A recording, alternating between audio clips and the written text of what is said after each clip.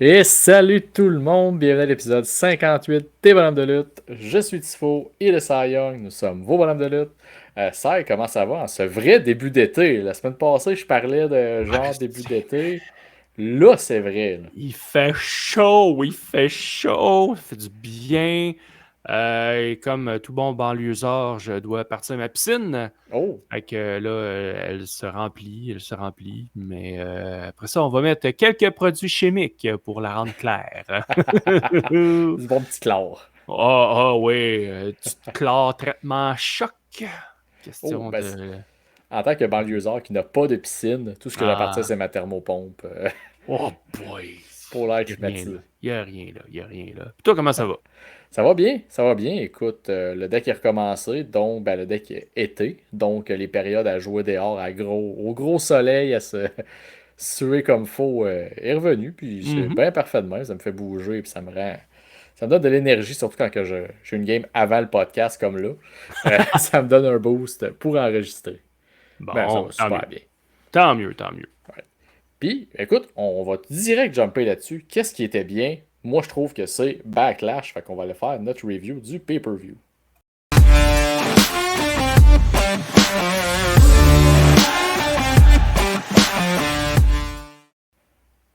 Alright, écoute, T'as pas changé le jingle? Pas le jingle, mais les libellés, les mots. je reste Youngblood, ça me va. Ben ouais. Excellent film d'hockey.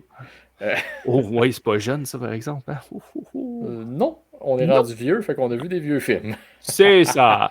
Eh oui, tu l'as dit, Oui, Backlash. écoute, formule habituelle, coup de cœur, coup d'empoche. Ouais. Avec quoi t'aimerais commencer pour ce gros pay-per-view avec une carte incroyable de 5 combats? Hey, on commence avec les coups dans la poche. Parfait, vas-y. Fait que, tu sais, des fois, oui, t'as des moves qui look pas bien, mais t'as Mhm. des moves aussi qui look vraiment pas bien. OK? Puis dans le four-way, il y en a eu un, à un moment donné, là. Oh, je Tu sais, pense que où tu t'en vas. quand tu fais un elbow drop sur deux Ah, adversaires, arrange-toi que tes deux coudes touchent tes deux adversaires.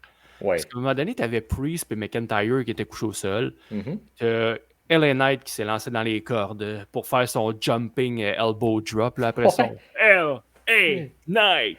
Yeah! Yeah. Ben, il a sauté, mais tellement proche de McIntyre que son autre coude a à peine touché Ouais. Damien Priest. Puis Priest, il l'a scellé comme s'il y avait un bloc de béton qui avait tombé sur le chest. Là.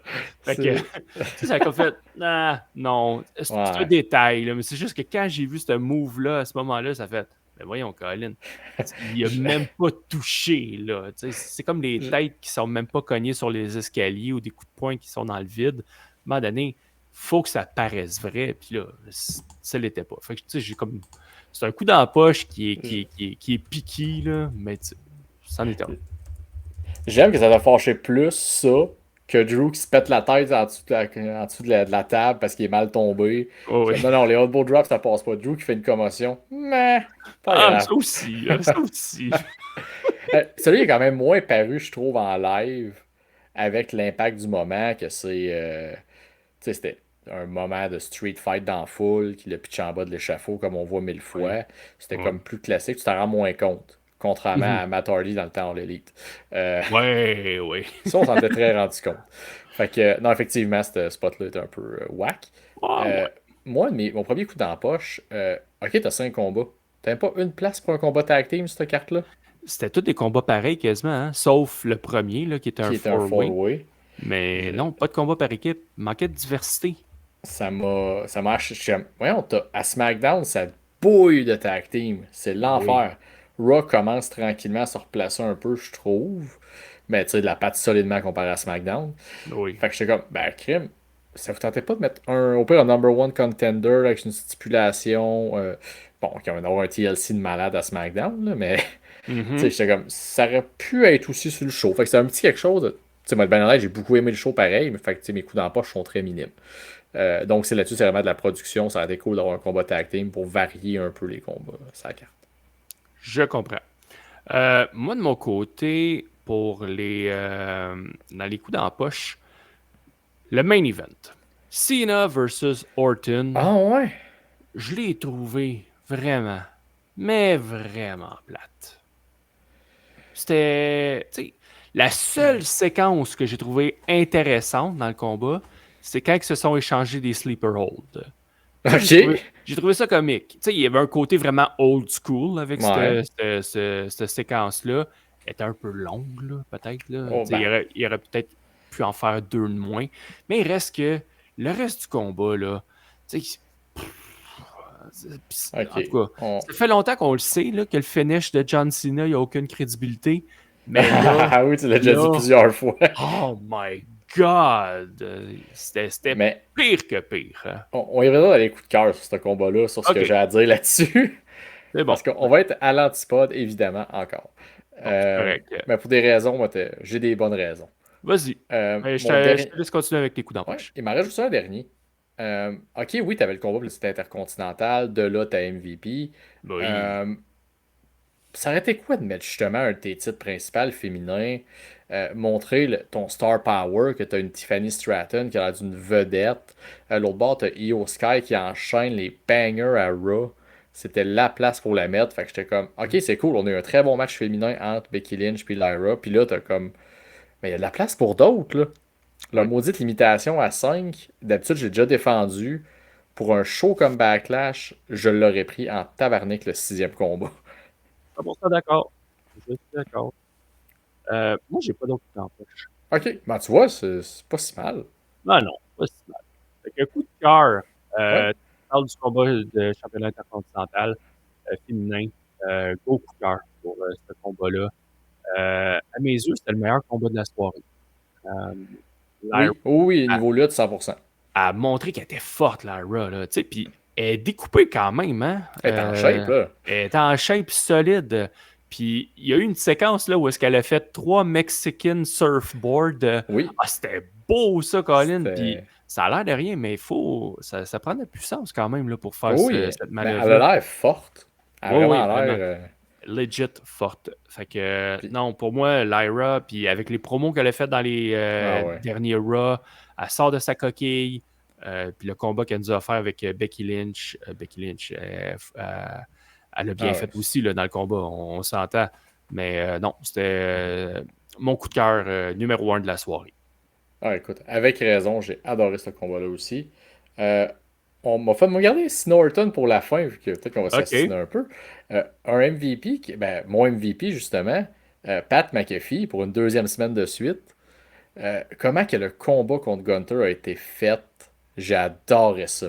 Pareil. Pat McAfee, c'est pas un lutteur. Il est pas supposé faire des dropkicks du troisième câble. Il était Non, pas en non. shape. Il était pas en shape. Hey, les kickers au football, là. Oh oui. Hey. Ah non, mais pour vrai, il a pas l'air en shape. Tu sais, il est arrivé avec des genres de jeans noirs, pas avec de Oui. gear de lutte. Il est pas arrivé en short. Il est pas arrivé avec des. Non, non, moi je vais me battre avec Gunther, là. Comme s'il arrivait du catering, là. C'était pas eu un petit subway en arrière, il arrive. Puis là, bon, je vais me Ouais. battre avec Gunther, là. Je vais le brûler ça, ce petit trou-là. Cette petite bête-là. Ah non, puis, tu sais, ça faisait partie de mes coups de cœur aussi. Tu sais, mes notes, c'était, bon, Cage Match n'est pas d'accord avec moi. Ah, fuck Cage Match. Parce qu'ils ont mis 5,25, là, ceux qui votent. Mais, en tout cas, moi, je l'ai vraiment aimé. Tu sais, c'était pas un combat de lutte proprement dit, où est-ce qu'on enchaînait les manœuvres, puis tout. Non, c'était un Gunther qui jouait avec sa proie. Ah ouais. Vraiment, là. Puis, la foule Michael était dedans. Cole. Oui, Oui, mais la Michael foule. Cole est aussi. Puis Michael Cole, là, une petite affaire que j'ai aimée au début, là, très subtile, mais que ça n'a pas amené énormément au spectacle. Mais c'est juste de dire, au début, là, il a dit au commentaire, je ne décrirai pas le combat en étant Il l'a impartial. dit à Wade Barrett, ouais. Tu sais, fait, c'est un petit détail, mais que j'ai apprécié. Comme j'ai dit, Ouais. est-ce que ça a tout changé le combat, loin de là, là. Non, Mais pas c'est là, non. juste, tu sais, des fois, il y a des petites affaires comme ça, des petits détails qu'on apprécie ou qu'on n'aime Oui. pas. Et dans ce cas-ci, mais c'en était un que j'aimais. Mais j'avais une petite déception avec ce combat-là. Je pensais OK? vraiment, là. Je regardais ça aller au début. Tu sais, Michael Cole dit que Pat se bat pour les commentateurs, qui se bat pour lui. Puis, tu sais, j'étais comme, ah, ok. Puis là, je remarque qui était assis à côté de Michael Cole, puis qui commente Wade avec. Barrett. Wade Barrett. Je suis comme, ah, ben, ils vont-tu se servir de ce combat-là pour setuper un Wade Barrett, Gunter? J'étais comme, Ah ben non. Ça aurait été le fun. Ça aurait J'étais été le sûr. fun, Moi, je voyais le mais. finish, Gunther en train de planter les deux dans le ring. Puis là, Barrett qui est comme OK, on ressort le bon vieux Barrett Barrage. On va y Ben. aller. J'attends encore mon retour de Wade Barrett. J'y crois qu'un jour ça va se passer. Moi, Un ouais. Royal Rumble peut-être. Mais Mais croise pas trop. ouais, Croise non. pas trop. OK. Il te reste quoi d'autre comme coup de cœur, toi? Dominique. C'est qui Je est pense que c'est un des meilleurs combats en un contre un de Dominique que j'ai vu, je Ouais. pense, depuis qu'il était à la E. Tu sais, c'était fluide. C'était un court combat, on s'entend. C'était le plus court de la Ouais. soirée. Est-ce que j'en aurais pris plus? Oui. Mais en même temps, bon, on va le faire évoluer, là, le jeune homme. Ouais. Mais Dominique, là, avant l'année, je cherchais à qui me faisait penser. Puis, peut-être que tu ne seras pas d'accord avec moi, mais tu me le diras. Il me fait penser un peu à une jeune version de Kirk Hammett, le guitariste de Metallica, quand il était jeune, avec un OK. mullet frisé puis sa moustache molle. Je trouve qu'il ressemble un peu. Il y a le OK. petit teint, en tout cas. Chaque fois que tu me dis qu'il ressemble à Eddie Guerrero, je suis comme OK, là, c'est correct, Mais là. non, mais non, mais non, mais non, mais non, Ben mais oui, non. oui, oui, effectivement, il y a des ressemblances. Puis, c'est qui look. Pour vrai, ce gars-là, quand il a commencé, j'étais pas capable. Je le trouvais Ouais. plate, je le trouvais inutile, sans saveur. J'aurais pu le détruire verbalement pendant des heures. Là, j'aurais sorti des vrais beaux mots. Puis là, ça, c'est un de mes préférés. Je suis pas prêt à Puis, dire que c'est un de mes préférés, mais je suis prêt à dire que je l'apprécie, par puis exemple. t'as-tu vu qu'il avait été à la, je veux dire la tombe, mais à la, où repose Eddie? Ouais, Il est allé avec la ceinture ouais, intercontinentale. Écoute, de ce qu'il y ouais. en a sur plusieurs podcasts, il y a une belle relation, les deux, là, fait que c'est cool. Absolument. Puis Dominique qui faisait un hommage à Ding et Dong avec Ah son ben gear. non. Ben là, hey, voyons. Il Hey, l'a- Hey, tu parles des commentaires, ils l'ont dit à qui rendait hommage, là, Ding Dong. ben là, mais eux autres, ils connaissent pas Ding et Dong, là, Michael Cole puis Wade Barrett. Ben, Ah, à tu qui penses que que... c'est Ding Dong qui ont inspiré Psycho 6? Mais non, là, come on. Tu sais, je sais bien, là, mais on fait une référence à la culture québécoise. Oui, je le sais. Dominique, Colin, il y avait un kit au complet en peau de Peau de vache, Colin. vache. Ding et Dong, c'est ça, bâtins. Eh oui, d'ailleurs, je Fait sais, je que- suis jeune, mais je connais mon Ding Dong. faut, Ah, faut que tu écoutes le film, hein. j'ai jamais vu le film Ding Dong, le film. Ah, avec la scène des cascadeurs. C'est de toute beauté.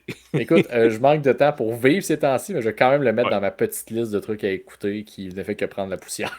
il faut, il faut. Fait Ah. que d'autres coups de cœur, toi, Ben, Cena Orton. j'avais le four-way, j'ai trouvé très le fun. OK. Il a amené l'arrivée de Jeff Cobb. Jeff Cobb, oui. Le fan de Lucha Underground en moi est très content parce que c'est Ben vrai que oui. Triple H a donné ça comme objectif. Là, m'a toutes les signé. À part qu'il n'y aura jamais Kill Shot d'après moi, mais ça c'est un. Oh, Vous non, irez googler pense c'était pas. qui. Pense pas, non. Il est rendu avec sa propre maison. Mais Tant qu'elle soit pas brûlée. ouais, par un cowboy fâché. Euh, fait que c'est ça, je trouve le four cool pour ça. Puis comment ils ont joué justement le fait que Jacob Fatu est comme. Il semble me remplacer comme monstre, lui-là. Là. Mhm. Lui, il était le monstre que j'ai remplacé, puis là, il me remplace. Ouais. Bienvenue au capitalisme, Jacob. Puis c'est ça, mon dernier coup de cœur était John Cena Randy Orton pour la simple et bonne raison que j'ai grandi à les voir se taper sa gueule. Euh, Mhm. et les callbacks, tu sais, le FU transformé en RKO, Ouais. tous ces spots-là dans le combat que. Une fois, oui, j'ai vu les extraits pas sur Internet, mais je me rappelais de comme, ah ouais, cette rivalité-là, elle m'a. Mais Raw, c'était ça dans le temps, tu sais. Randy qui punt le père à John Cena. Ouais. Tout ça, le Randy, écoute, avec la Legacy contre John Cena, il y a eu tout ça, de la fameuse claque d'en face qu'on parlait la semaine passée comme possible scénario. Pour vrai, moi, je suis embarqué en mode nostalgie, puis le combat était effectivement tel que tel, là. Mais tu sais, le vidéo au début, toute la patente, j'étais vendu, Mhm. j'étais émotif. Puis là, ben, il y a le gars que moi, je ne veux plus faire le party avec, qui est venu tout gâcher, R-Truth à la fin. Référence au jeu de la semaine dernière. Écoute, je trouve ça cool. Puis tu sais, le fait que ça ouvre la porte après à R-Truth contre son héros qui l'a attaqué après ça en conférence de presse. Mhm. Puis j'ai hâte en maudit que Randy punt quelqu'un. Il nous le tease à plusieurs Ah, ouais. reprises. Ouais. Genre, il Ça va va être gros. punter Nick, ben, il va punter Nick Aldis, d'après moi. Ouais. Ah, peut-être, peut-être. Ça ferait du sens. Il y aurait une continuité là-dedans. Ou le Randy de 2009 pourrait punter Mickey James qui vient dire bonjour devant les gens. Non. Mais tu sais, tu parles de nostalgie avec Orton et Cena. Est-ce qu'un jour, tu aurais cru dire que Orton est plus gros que Cena? Ben, là, Cena, avec sa shape de Hollywood, évidemment, il Non, a mais je plus la comprends, même. là, mais Orton est un beef à C'est côté de incroyable. Cena. Tu sais, autant Orton, j'ai toujours su qu'il était grand, mais là, on dirait qu'il a pris une coche. Je sais pas pourquoi. Ah Je sais pas s'il continue oui, de grandir à 40 ans. Là. Si oui, il faudrait qu'il me donne son truc. Mais tabarouette, il avait l'air massif là, à côté de Cena. C'était incroyable. il est dans le shape de sa. Tu sais, je veux dire, je le suis depuis. C'est rare que tu peux vivre ça, que tu suis un lutteur quand il arrive jusqu'à Oui, sa retraite. Puis Randy, tu l'as vu évoluer, tu sais, un petit peu gras. Tu sais, en shape, mais grassouillet. Là, il est genre beef, découpé. Puis, ben, il est pas vieux, mais tu sais, on sent que pour la ouais, lutte, il est âgé. C'est incroyable de se garder en shape à ce point-là. Là, c'est ouais. fou. Puis, tu sais, dans les coups de cœur, là, j'avais juste un dernier shout-out Ouais. à un fan qui était tout près de l'allée des Oui! lutteurs. Il avait des pancartes sublimes. Ah, je pensais le gars en Macho Man. Non, je vais te donner des exemples. OK. Dominic is the first level boss. Ça, je l'avais bien aimé. Razor Ramon, Toothpick, it's harder than you. Start filming Barbie 2 so Cena lives. Wow. Leaves, excuse, Oh, pas ouais. lives, leaves. Fait que, tu sais, puis il y en avait d'autres. Puis à Ah, chaque fois là, qu'il y avait une entrée de lutteur, il y avait sa pancarte. Pour vrai, là, c'était. Moi, il me fait rire wow. pendant une bonne partie de la soirée là, avec ses Ah, pancartes. te connaissant, je suis sûr que tu parlais du gars en cosplay de Macho Man dans le coin, il Non. attirait là, il a pu finir avec son Ah, kit ben oui. genre jaune, là. Ah, Oui. c'était écœurant. Mais non, le go pancarte, il était solide. Alright, ben écoute, personnellement, j'ai beaucoup aimé Backlash, là. Il a passé vite, pour une fois, là. Ouais, quand Deux même. heures et quelques, début 2 heures. Les combats, ils ont tous eu un petit quelque chose de le fun. Il n'y a pas de combat que j'ai fait, ah, c'est de la. Tu n'as peut-être pas aimé Cena Orton, mais moi, j'ai eu Non. la chance de pouvoir profiter du facteur nostalgie. Fait que, tu sais, moi, je comprends, c'est un pay-per-view de remplissage. C'est pas nécessairement de quoi de très. Tu sais, c'était là pour donner le combat Cena Orton à Saint-Louis. Mais pour ce que c'était, j'en suis sorti diverti. C'est un objectif qu'on se donne depuis le début du podcast, d'être diverti par ce qu'on écoute. Et Backlash a coché toutes les attentes que j'avais. Je suis Bon. diverti. Tant mieux, effectivement. Parfait. En parlant de divertissement, on a de la chance d'avoir de la visite cette semaine qui nous attend à l'autre bord du thème, des gars de la TUW.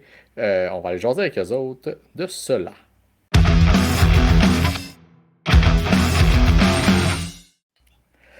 All right. Si.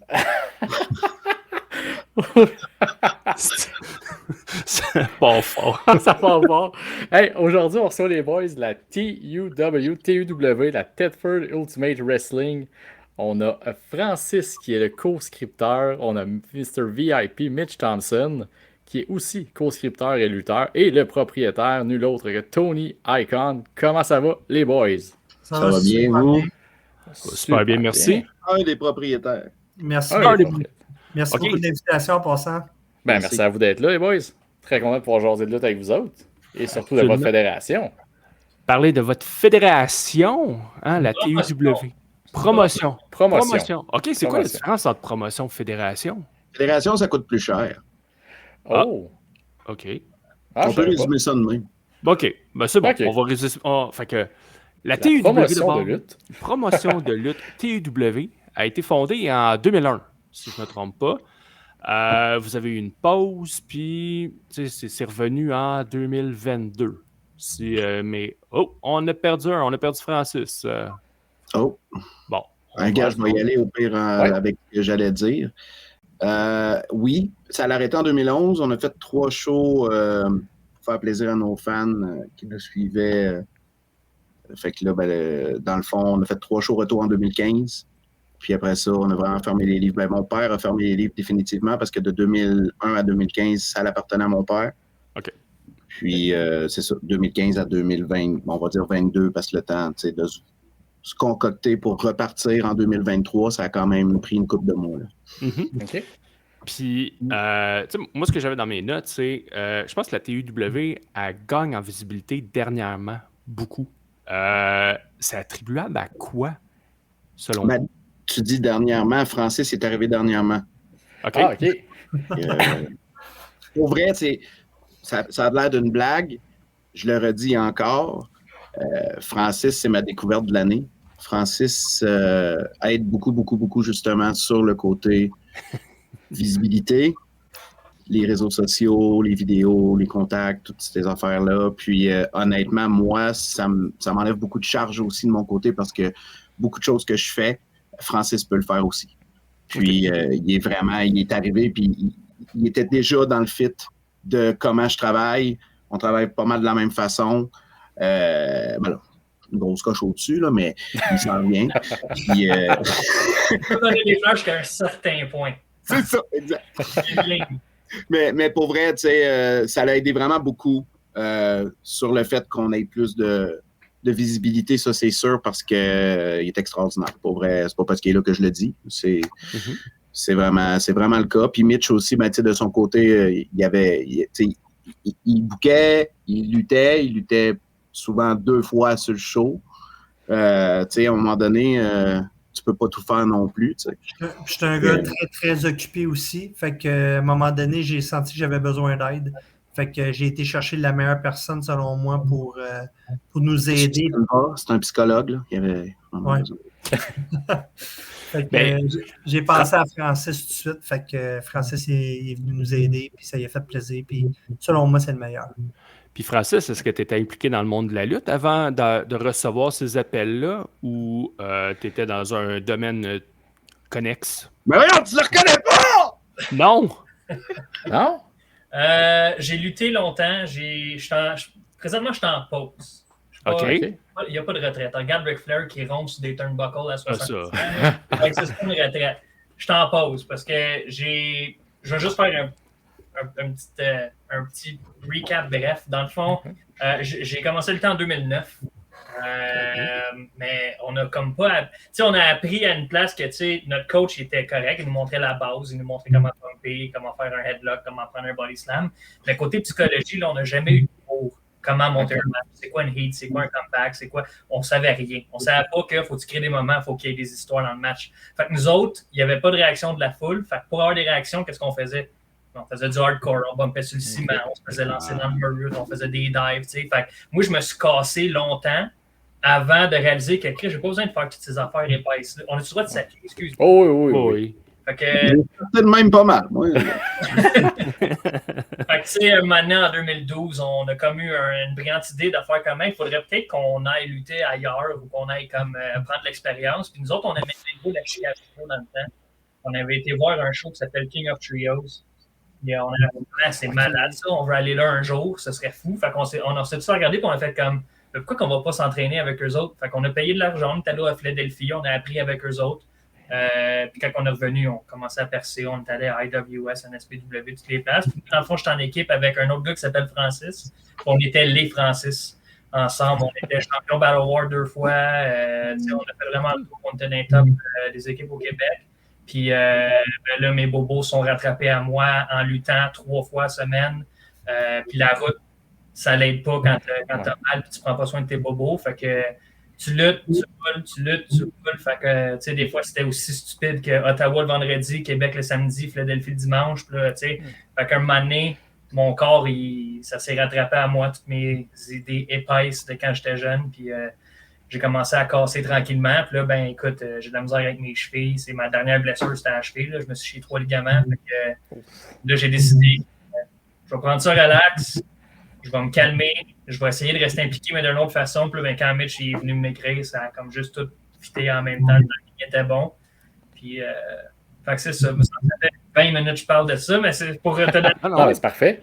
J'ai la lutte, puis c'est comme arrivé au bon moment. Puis, excuse-moi, parce que Tony, quand il a dit voyons, tu ne le reconnais pas, j'ai dit spontané non. Puis c'est vraiment pas méchamment. Non. Même moi, depuis 2001, je veux dire, je suis quand même au courant de ce qui se passe au Québec, tu sais. Puis je connaissais pas Francis parce que c'est sûrement aussi dans la période où ce que moi, on n'était plus là. Fait que, tu sais, moi, quand Mitch m'en a parlé, on se faisait toujours des petites discussions références. Mitch m'amène le nom. Moi, j'appelle Frankie. Je dis, ouais, tu sais, Francis, là, les Francis, c'est qui ça? C'est ça qu'il avait dit, c'est parce que mon nom dans le temps, c'était Brandon O'Connor. Quand j'ai commencé. Brandon O'Connor. C'est ça. Fait que là, je donne ce nom-là. Je dis, who the fuck is that? Fait que là, j'y reviens à un moment donné, je fais Francis. Oh! Là, tu sais, il était vraiment. Il a allumé sur cette équipe. Tu sais, Mitch m'avait donné en référence que, tu sais, Francis était, selon lui, une des meilleures têtes de lutte au Québec. Tu sais, fait que Marc-André, il était entièrement d'accord avec ça. Tu sais, c'était un atout indispensable à partir du moment où il acceptait de venir, bien entendu. C'est ce qui est drôle, c'est que Frankie, il a reconnu sûrement le nom parce que c'est lui qui a fait qu'on s'appelait les Francis à Battle War parce que quand on était sortis, on se connaissait déjà, mais pas beaucoup. Puis lui, il se trouvait drôle parce que moi et Francis, les deux, on s'appelait Francis puis on était en équipe. Fait que lui, il a comme eu un coup de génie. Puis d'après moi, c'est juste pour nous niaiser au début, mais la foule a vraiment aimé. Il a dit à Pete Wellington qui annonçait, il a dit, t'es annonceras comme Francis puis Francis, les croutons vaginaux. Là, c'était pour nous niaiser, mais le monde a embarqué sur le Francis puis Francis. Puis là, ben, le show d'après à Battle War, on a encore été introduit comme Francis puis Francis. Là, c'était comme une joke qu'à chaque show qu'on luttait, on était Francis puis Francis, mais notre nom d'équipe était différent. Fait qu'on était le Francis Music Factory, le Francis Factor. Il y avait tout le temps quelque chose de différent. Wow. On a embarqué avec ça, puis finalement, on a fait, ben là, on n'a pas le choix, man. Le monde nous reconnaît avec les Francis, fait qu'on change nos noms, on s'appelle les Francis. Puis ça a resté à partir de là. Fait que c'est pour ça que Marc-André, il me dit qu'il essaie de venir nous rejoindre, puis ça il dit que ça lui prend un code pour rentrer. Ah, OK. qui essaie de le rejoindre? Marc-André. Là, j'ai dit non, ça prend pas de code, mais tu sais, Marc-André, il a quand même commencé en 96, hein, fait que la technologie... Le Marc-André qu'on voit dans les pubs de Knapper, là. Ouais. OK, c'est bon.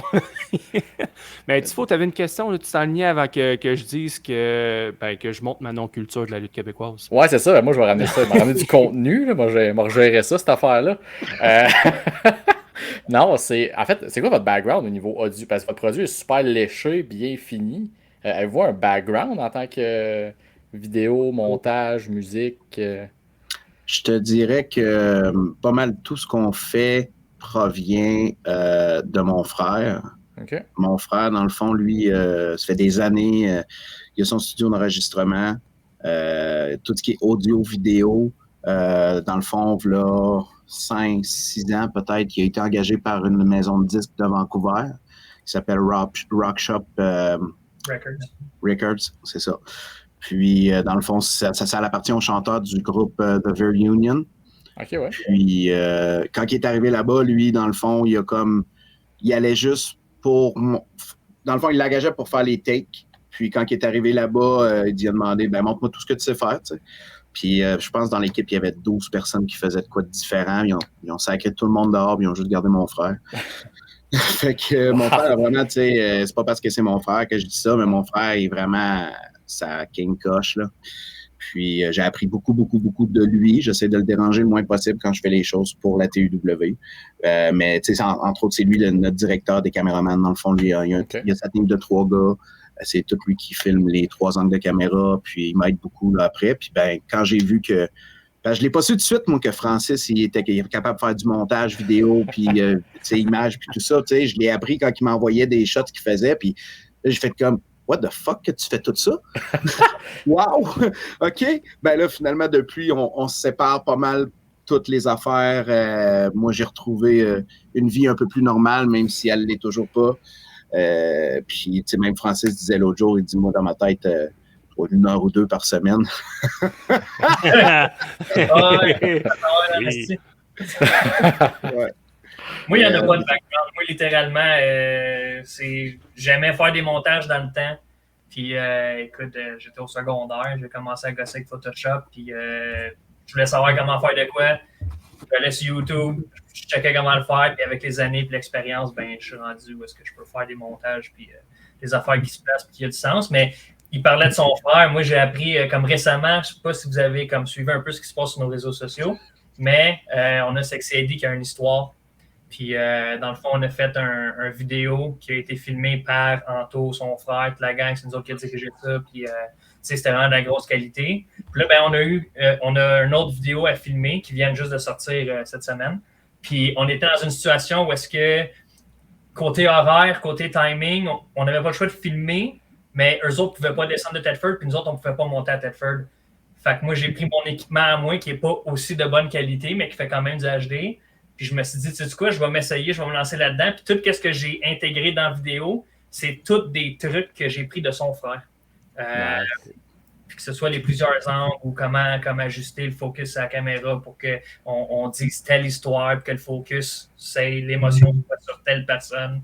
Puis là, ben, je te dirais, mets les vidéos côte à côte là, de qu'est-ce qu'Anto fait, qu'est-ce que je fais. Puis là, je vais me donner des fleurs moi-même parce que tu me l'as dit tantôt. Mais tu sais, à part le fait que c'est la qualité de la caméra qui est différente, le côté montage, il est quand même similaire. Fait que tu sais, j'étais comme content qu'on n'a pas eu besoin de s'arranger à ce qu'on fuck l'horaire de 5 gars en même temps. Être capable de pouvoir filmer quelque chose, tu le rushes, tu sais. Tu vois-tu, moi, je pense. Je me lançais des fleurs aussi après ce qu'il vient de dire. Là.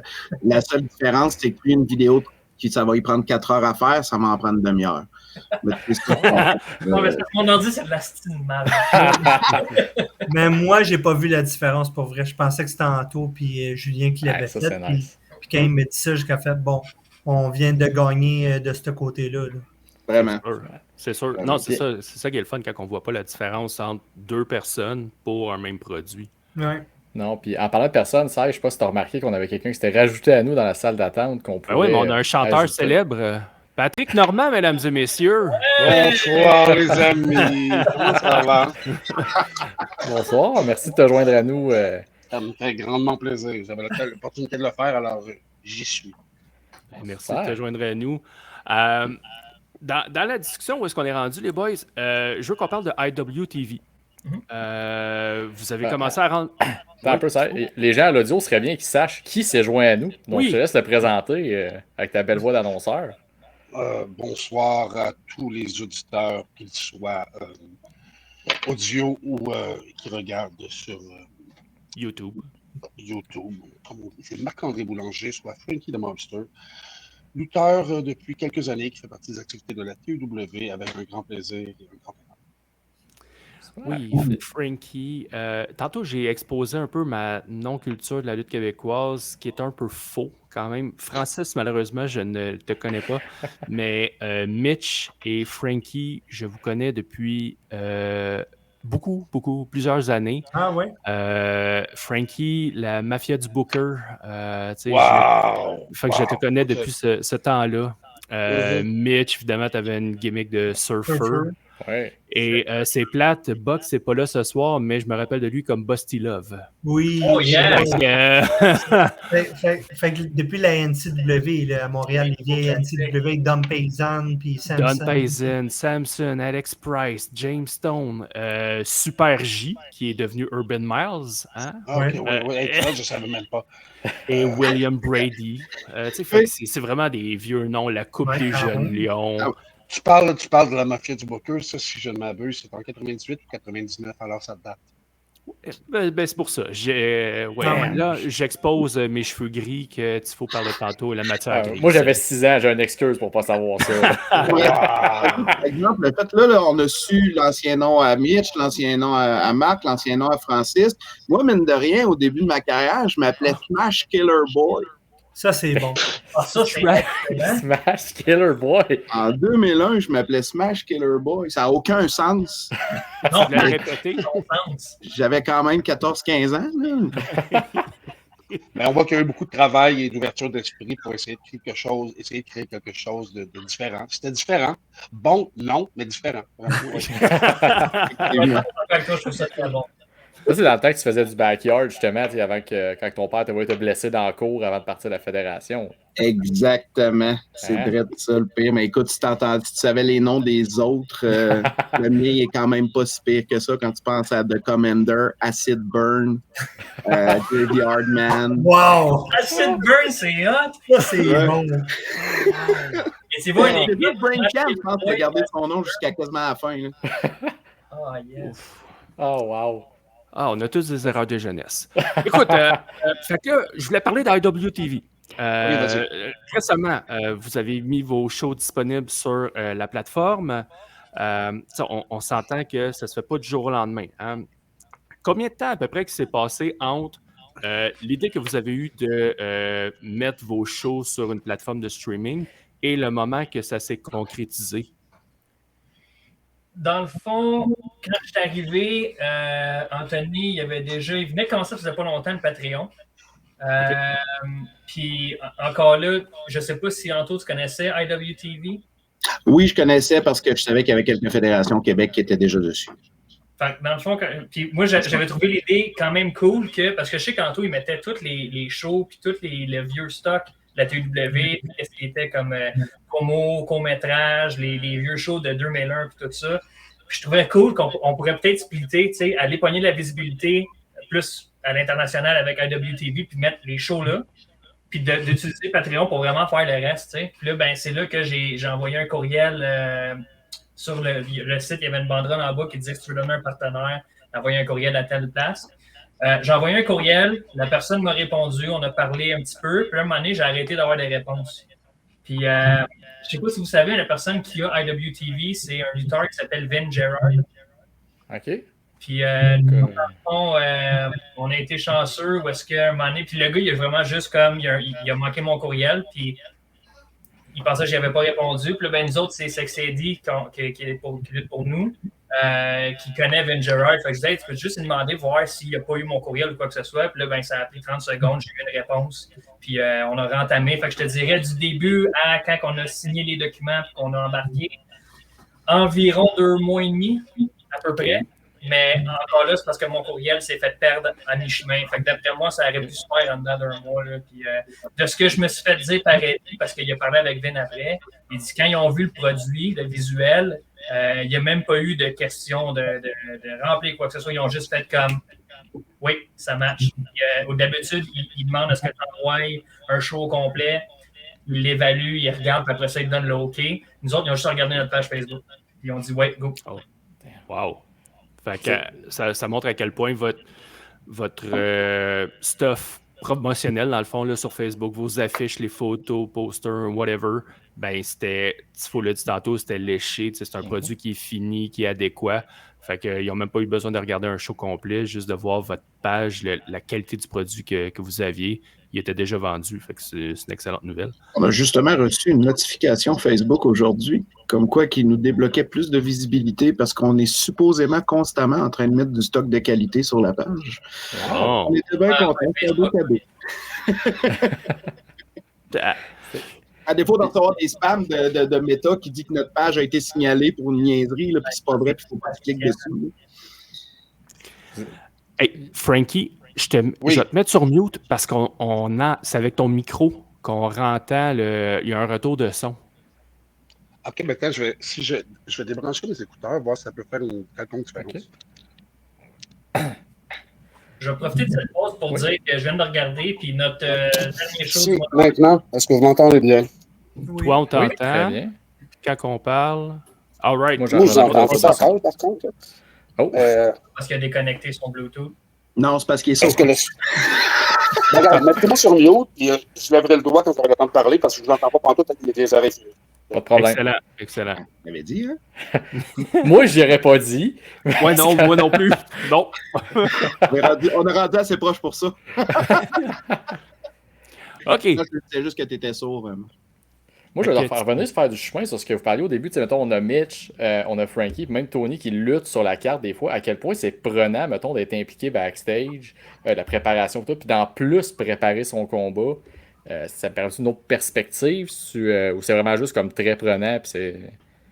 Non, c'était le pourquoi justement j'ai été chercher Francis parce que je faisais je fais un personnage là-bas, fait qu'à un moment donné, il fallait que je planifie mon match, mais également, il fallait que je réponde aux questions des lutteurs quand il y avait des questionnements sur leur match ou leur histoire, tout en essayant de travailler avec Anto. Fait que, en courant d'un bord puis de l'autre pour monter mon match, répondre aux questions, monter mon match, répondre. À un moment donné, j'étais en train de virer fou, surtout que si j'avais plusieurs matchs à planifier, ben là, à un moment donné, c'était beaucoup trop de stress. Un match à Star, ça me stresse presque plus. Mais c'est rendu que le booking, ça me crée. C'est quand même un stress parce que tu veux que le show soit sa coche. Puis la qualité de la TW est tellement haute que tu veux que le show soit sa king coche. Fait que mon stress, c'était surtout pour le booking. Puis en plus, ça m'empêchait de me concentrer un petit peu pour mes matchs. Fait que c'est là que j'ai été chercher l'aide de Francis. Puis là, je peux focusser totalement sur mon match. Puis Francis prend en charge vraiment le côté booking à 100%. Fait que là-dessus, ça a vraiment énormément aidé. Là. Il dit qu'il n'est pas stressé pour le match, sauf depuis le dernier bump qu'il a pris ici, que vous pouvez voir sur le show, qui est maintenant disponible sur IWTV. C'est à l'échelle, ça? Présentement. Ben Hein? oui. Moi, je pensais que ça y était. Là. Je me suis dit, ça y est, on n'a plus de match. C'est une belle bad luck, ça? C'était pas supposé tomber comme ça. Non, même si on aurait voulu faire ça, on n'aurait pas réussi à faire ça. Puis heureusement, je suis habitué de tomber. Ça fait des années que je tombe, ça fait 20 ans que je tombe. Fait que je pense que le fait que je suis capable de rouler, amortir, réagir à des chutes, je me suis sauvé la vie. Mais si ça aurait été quelqu'un, je pense, qui lutte depuis un an, qui n'aurait pas. Je pense qu'il se pétait une commotion directe. J'ai vraiment été chanceux. Là. Oui. L'as-tu vu, Tifo, cette bump-là? Non, j'ai malheureusement pas. Tu revoir ça sur Facebook, justement. Là, c'est. Non, ça aurait pu mal virer. Fait qu'on est content qu'il soit là avec nous. Je peux te l'expliquer rapidement. Là. Dans le fond, il y avait l'échelle dans le milieu du ring, puis il y avait une autre échelle qui était à côté, c'est à deux, dans l'échelle. On était moi puis Box au sommet. Box m'a fait une chop qui me faisait tomber sur l'échelle qui était comme à côté, c'est à deux.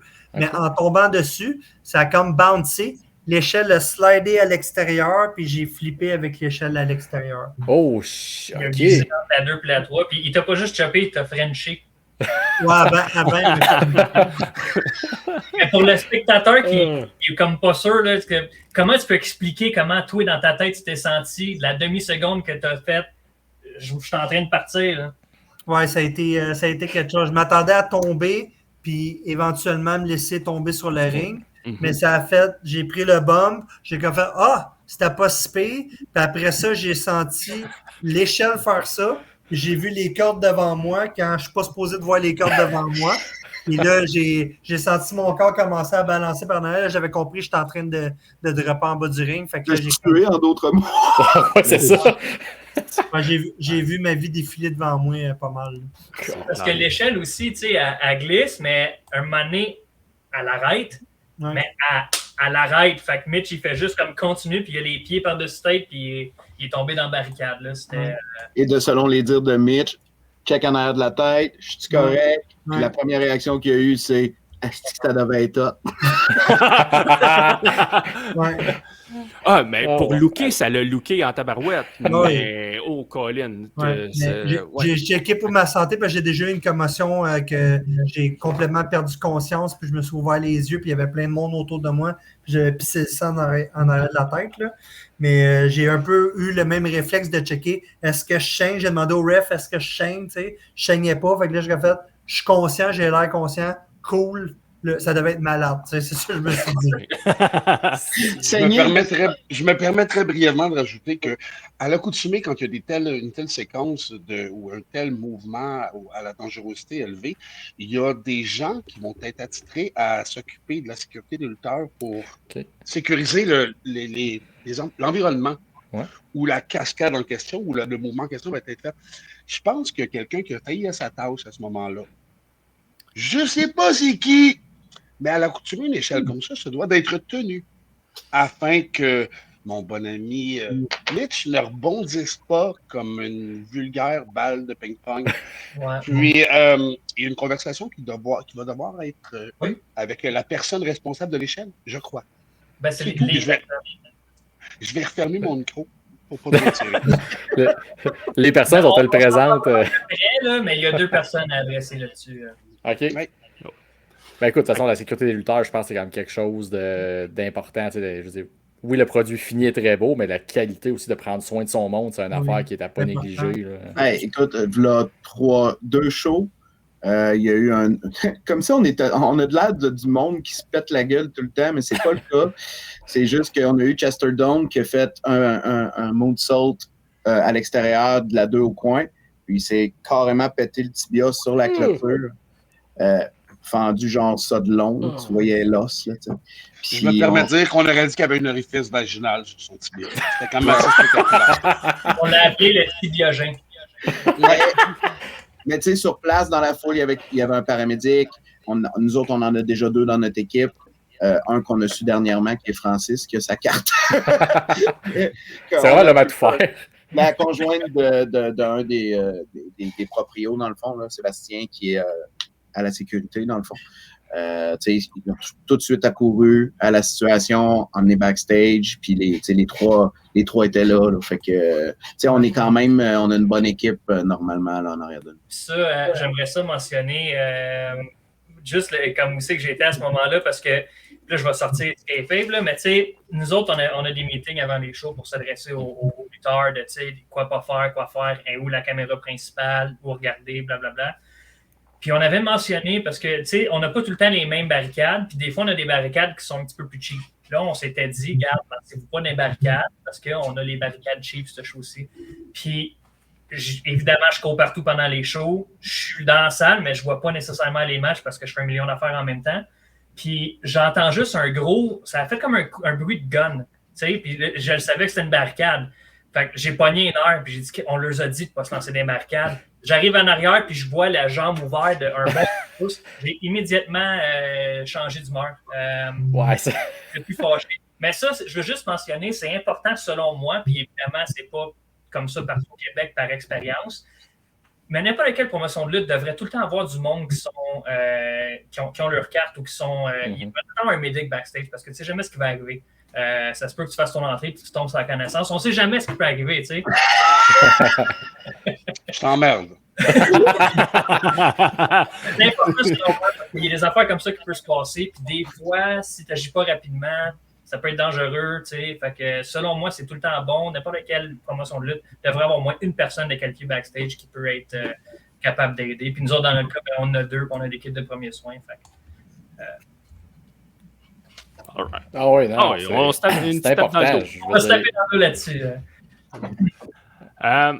Là, vous êtes avec nous ce soir. On va parler de vos prochains shows. Oui. Il y en a un qui est ce samedi, 17 mai, à Saint-Ephrem-de-Beauce. Yes. Où est-ce que ça va être Final Round? Puis on va énumérer les combats que j'ai vus qui ont été annoncés sur Facebook. Vous pourrez commenter à la fin, dire s'il y en a de plus, s'il y a des changements à la carte, hein, on ne sait jamais. Mais ce que j'ai vu, Mr. Brown contre Mr. VIP Mitch Thompson, un combat pour finir une rivalité, je pense, ou c'est quelque chose qu'on a à finir. À vrai dire, pour vrai, là, puis là, c'est pas pour pour booster le match ou quoi que ce soit. Je pense que c'est l'un des matchs en simple que j'attendais depuis longtemps parce que Brown, oui, c'est mon rival, mais c'est un lutteur d'expérience qui se donne beaucoup dans un match de lutte puis qui a une belle interaction avec le public puis tout. Puis ça fait longtemps que je veux un match 1 contre lui. Puis je pense sérieusement que samedi, ça va être un de mes matchs les plus solides en solo cette année. Fait que j'ai énormément hâte à ce combat-là. Cool. Malade. Deuxième combat, on a un street fight avec Jake Madison contre Pez. Ensuite, un ça, combat... je me parle d'un petit commentaire en regardant votre page. Je trouvais ça cool de voir, c'est niaiseux, mais une gimmick de pirate bien faite en 2025. Je trouvais ça vraiment cool que ça tombe pas dans le over-cliché vraiment comme cheap. Là. Je trouvais que c'était vraiment cool. Puis j'ai trouvé un intérêt envers ce lutteur. C'est bon dommage parce que le capitaine, il est mort, là. Ben, il s'est fait attaquer par son partner. En fait, le capitaine s'est reviré contre son partner, puis là, il a dit à tout le monde que le capitaine est mort. Fait que, sorry pour toi, là. Bon. Ouais. Je vais quand même m'y intéresser pareil. Ouais. Ensuite, on a un... moi qui s'est brisé, mais je vais m'en sortir. J'aimerais ça rajouter quelque chose là-dessus sur ce match-là, si tu me permets. Dans le fond, Pez, ça fait 20 ans ou plus que 20 ans qu'il est là. Ouais. C'est la première fois en 20 ans qu'il est heel. Puis là, les parents à Jake Madison, ils ont embarqué là-dedans parce que la mère à Jake Madison au dernier show a crissé une claque sur la gueule à Pez. Puis elle a dit à sa mère devant tout le monde que c'est lui qui a parenté Jake ou est-ce qu'elle avait échoué. Puis que dans le fond, il a toujours dit à Jake dans la vie, tu ne frappes jamais une femme. Sauf si elle porte le premier coup, puis quand il est venu pour y retenir le coup, Jake est sorti de la foule, puis ça a explosé. Wow. La sécurité a embarqué, il a fallu que moi avec j'embarque, on a expulsé Pez encore. Fait que Qui là, embarque, qui s'en parle aussi. ça, on n'en parlera pas. Mais ça fait 2 fois que, pour vrai, Pez, il fout la marde qui se fait sortir du building. Fait que là, ils ont décidé de régler leur compte une fois pour toutes. Puis là, c'est un street fight. Puis ça va brasser. Les parents sont impliqués. Et je veux dire, c'est rendu personnel au bout. Fait que ce match-là, pour moi, précisément, on a PCO sur le show, on a Box qui dépasse sa ceinture. Moi, c'est un de mes matchs que je veux vraiment voir dans ce show-là. C'est ce match-là. J'ai hâte de voir qu'est-ce qui va arriver. Intéressant. Intéressant. Fait que, prochain combat, un combat par équipe. Jason Petitclerc et Jeremy Prophet contre Frankie the Mobster et l'invité spécial, tu l'as nommé Francis, PCO. Grosse équipe quand même, Frankie avec PCO. Je vais t'avouer que c'est la première fois où on est en équipe seulement en duo. La première fois où j'avais eu la chance d'être en équipe avec PCO, c'est avec Chase Ironside, qui dans le temps s'appelait Piranha, dans le cadre des activités de la NCW, mais c'était à Beauharnois. Et ça, je te parle avant 2000, probablement, ou 2000, 2001, gros maximum. La première fois que j'ai rencontré Carl, c'était... Je devais lutter depuis sensiblement 2-3 ans.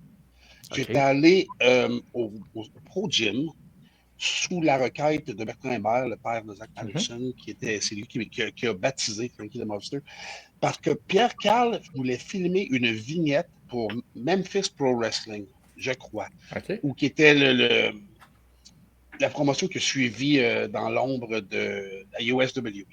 Et puis, c'était la première fois que je le voyais, puis moi j'avais été complètement tétanisé dans ce temps-là. Il a toujours été un phénomène, là, mais il était gigantesque, et moi je l'étais immensément moins. Puis, j'étais tout jeune, tout maigre. C'était un ancien champion par équipe de la WWE, mais il est arrivé avec une telle candeur, une telle humilité, une telle gentillesse. Il est très humain, il est très gentil. Puis, je pense que depuis cette journée-là, on a forgé un lien qui, à ce jour, perdure. On s'entend très, très bien. Sa passion est indéniable, puis elle ne s'atténue pas d'une journée ou d'une année ou d'une décennie à l'autre. Puis là, je pense qu'on va avoir immensément de plaisir, avoir le développement ou les tournures de développement que son personnage a pris, celle que le personnage de Frankie the Monster pourrait avoir pris, avec 2 immensément talentueux gars comme Jeremy Prophet et puis Jason Petitclerc, qui eux vont se donner à 200%. Ça devrait être un match vraiment, vraiment très intéressant.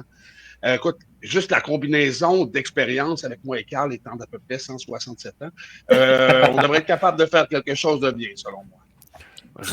C'est quand même pas si pire. T'avais Marco Estrada comme partner, le changer pour PCO. C'est quand même pas... Je peux pas me plaindre. Non, je peux pas me plaindre. Ben. Dans les autres combats, on a un combat 5-way pour déterminer l'aspirant numéro 1 au championnat TUW. Fait qu'il va y avoir Scott Matrix, Mundo, Chester Down, Johnny Rush et Nitz. Donc, c'est un combat élimination ou c'est un pin? Un pin. Il y en a un, je pense, ici, qui n'a pas le goût de voir Scott Matrix gagner, si je me trompe. Non, ben de toute façon, il est déjà trop tard parce qu'il a déjà gagné sa chance à être contre moi éventuellement. Fait que qu'il gagne ou qu'il perde, ça ne changera absolument rien, mais je peux peut-être essayer de m'arranger pour pas qu'il se rende jusqu'au combat. Ça, c'est une chose. Tu sais. Oh! Je le savais, il est tout le temps en train de planifier. Intéressant. En plan, s'il se fait force le moi là-dedans, il n'y a pas personne qui va m'avoir. Un autre combat, c'est pour le championnat UWD, qui est Ultimate Wrestling Division. Donc, Drea Mitchell qui va défendre son titre contre Carlos Gonzalez. Donc, une petite question pour ce titre-là. UWD, y a-t-il un concept dans ce titre-là où... puis je veux pas être diminutif, là, est-ce que c'est juste comme un titre secondaire comme le titre intercontinental à la WWE, par exemple? Il y en avait un concept Ok. avant qu'on a abandonné parce que c'était pas tout le temps d'addon à l'avoir, qui était qu'on voulait toujours avoir une stipulation avec le combat de ce titre-là. Maintenant, c'est un peu plus représenté comme un peu la façon, un peu comme l'Intercontinental, de passer par une place avant de pouvoir upgrader après. Là, Un stepping stone.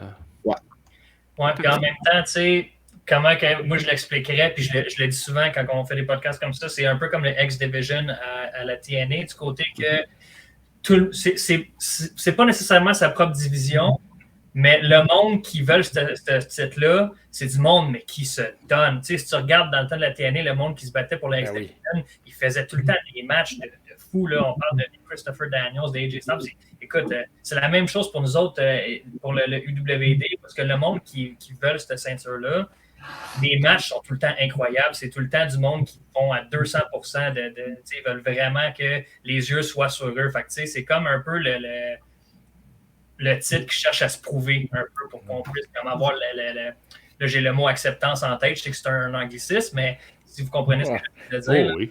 C'est pas moi qui va te juger là-dessus. Et ce qui est intéressant de ce match-là, surtout, c'est l'histoire derrière ce match-là, parce qu'il y a eu une histoire d'amour entre Carlos et Dreya. Puis Dreya s'est servi de cette histoire d'amour-là pour aller chercher la ceinture à Carlos. Fait qu'on pas eu le temps d'avoir un match un contre l'autre.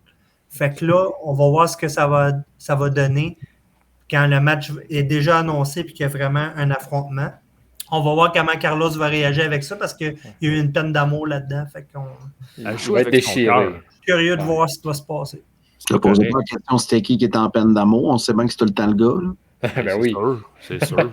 Voyons, c'est une évidence. Oui. L'année passée, passé, justement, on avait pris avantage du fait que la semaine de WrestleMania, il y avait la fièvre de la lutte dans le monde. Tout le monde écoutait de la lutte en ligne. Fait qu'on a décidé de mettre March Madness gratuitement sur YouTube pour le monde qui n'a pas nécessairement notre Patreon ou IWTV. Fait que j'encourage le monde à aller voir parce qu'il y a beaucoup de développement qui s'en vient pour le show qui s'en vient, puis le reste de l'année, qui a commencé ou qui a fini à March Madness. Puis ce spot-là, où est-ce que Dreya s'est reviré contre Carlos, c'est passé à March Madness. Fait que c'est gratuitement sur YouTube si vous voulez aller le voir. Il y avait des enfants qui pleuraient sur ce spot-là. Elle a manqué sa shot. Et le dernier combat que j'ai, moi, sur la carte, c'est, d'après moi, le main event, là, la grosse ceinture, Box Belmar qui va défendre son titre contre Degenerate. Hey, on n'appelle pas ça une ceinture. Une ceinture, c'est pas tenir des culottes. Le championnat. En plus, tu dis ça au gars qui est le premier à chialer, il faut tout le temps que ça soit le gros championnat en main event, le défendeur des championnats, puis là, regarde, je suis content qu'il se fasse remettre à sa place. Satisfaction, ouais. Fait que ce show-là, on l'a dit, c'est ce samedi 17 mai à Saint-Éphrem. Ma blonde, elle vient de Saint-Éphrem. Puis là, j'ai regardé, Colin, où est-ce que c'était. C'est un petit village, on s'entend, hein? Saint-Éphrem de Beauce. En tout cas, c'est. mais la Beauce, peu importe où ce que tu es dans Beauce, oui, les Beaucerons vont venir. Oui, c'est sûr. Saint-Honoré, Saint-Georges, name it, Colin. Ils vont tous se déplacer vers Saint-Éphrem. Fait que les billets sont en vente sur le point de vente. C'est quoi à peu près la capacité de la salle? Où est-ce que vous êtes? On peut rentrer un 350-400. OK, wow, quand même. Ouais. Puis jusqu'à date, la vente de billets va bien? Ah oui. Oui. Nice.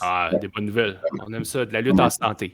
Oui, mais c'est sûr que, tu sais, aujourd'hui, il y a beaucoup plus de promotion que recul de 15 ans, mettons. Ouais. Ben oui. C'est le fun de savoir que pratiquement toutes les grosses promotions sont capables d'avoir quand même du monde régulièrement. Oui, puis justement, j'avais une question là-dessus. C'est quoi, vous autres, mettons, vous avez Casey Diamond qui est là, vous avez le pool de lutteurs et quand même se promène sur les shows. Comment vous faites, mettons, pour les prendre et les tweaker à votre sauce à vous autres pour pas que le monde arrive comme ben là, c'est le même, mettons, personnage que j'ai vu à Québec il y a 2 semaines. Comment vous l'appropriez? Puis, oui. Vas-y, Frankie. Vas-y, ouais. Je pense qu'il y a beaucoup de nuances qui sont faites au niveau de la qualité de l'écriture et le sérieux qui est apporté à celle-ci. Parce que plus souvent qu'autrement, disons-le, je parle par expérience après avoir fréquenté la plupart des promotions majeures à travers la province, même en Ontario, le suivi scénaristique peut souvent laisser aller à désirer et je n'inclus pas, bien sûr, dans cette déclaration-là la NSPW ou Battle War, mais de façon générale, les autres galas de lutte sont présentés de manière à ce que ce soit des combats de lutte qui ont un certain suivi d'un gala à l'autre. Nous, on présente une longue chaîne de suivi scénaristique dans un contexte de gala de lutte. C'est au même niveau que je te dirais qu'une série télévisée que tu vas suivre de façon hebdomadaire.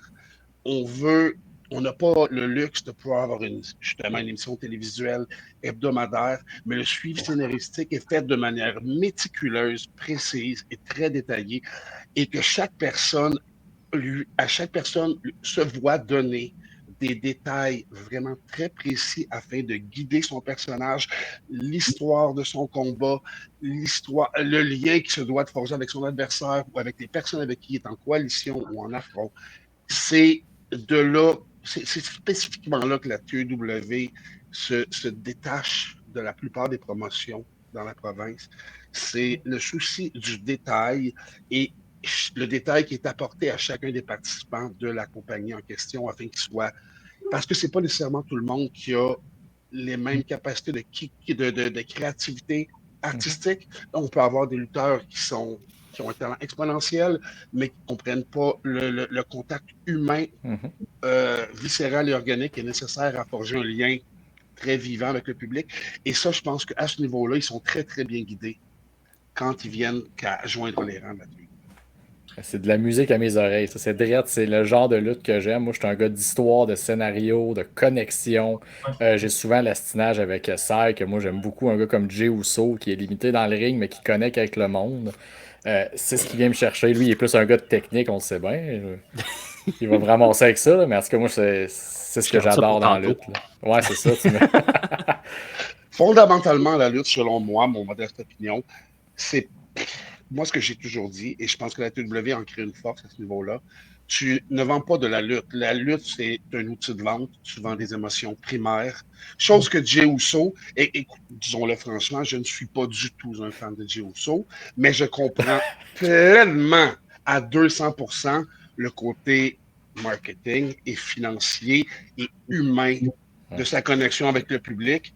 Moi, un gars qui fait une entrée qui dure 5 minutes, qui n'est pas capable de faire du micro après parce qu'il est blow-off, et on parle d'un gars ici qui n'est pas capable de faire une promo souvent parce qu'il est blow-off, je sais de quoi je parle.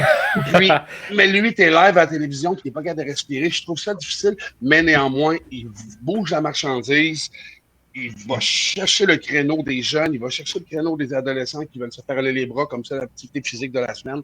Il y a une raison à tout ça.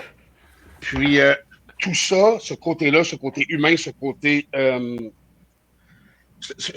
de rassemblement, de ralliement, je pense que la TEW en fait sa force, encore une fois. J'aimerais ça rajouter à ça aussi, tu sais, côté histoire, il faut aussi qu'en tant que promotion, tu connaisses le public qui vient voir tes spectacles. Si tu vas à la CFA à Ottawa, c'est des fans finis de lutte, puis on parle de lutte intense, là, du high flying, puis des spots hardcore, tu sais, sont là pour ça. Si on amène le produit de la TEW à Ottawa, on les aura pas dans notre poche. Il va falloir s'ouvrir sur une scène puis commencer à lutter comme la C4. Nous autres, le monde s'attache vraiment à nos histoires, puis on se fait souvent complimenter sur notre production visuelle. Nous autres, on utilise ça comme véhicule, comme outil pour pouvoir montrer à tout le monde. Tu sais, c'est dur de faire suivre des histoires à quelqu'un quand tu as un show au mois. Mais tu me demandais tantôt comment ça se fait qu'on gagne en popularité sur les médias sociaux. Ben, c'est exactement pour ça. C'est parce qu'on compte des histoires à long terme.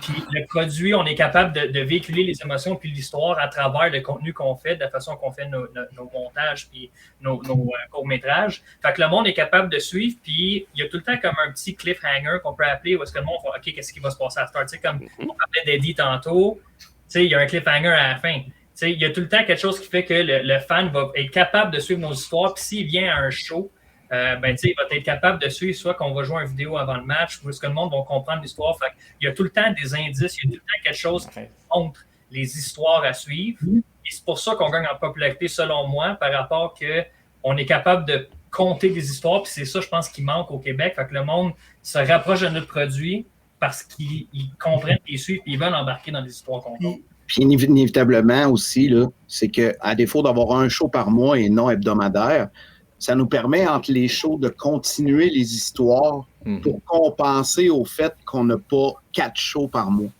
Le monde, là, sont curieux. Le monde veut le savoir. Le monde veut le découvrir. Le monde veut participer. Puis c'est ça que la TEW réussit à faire. C'est vraiment d'embarquer le monde dans l'histoire.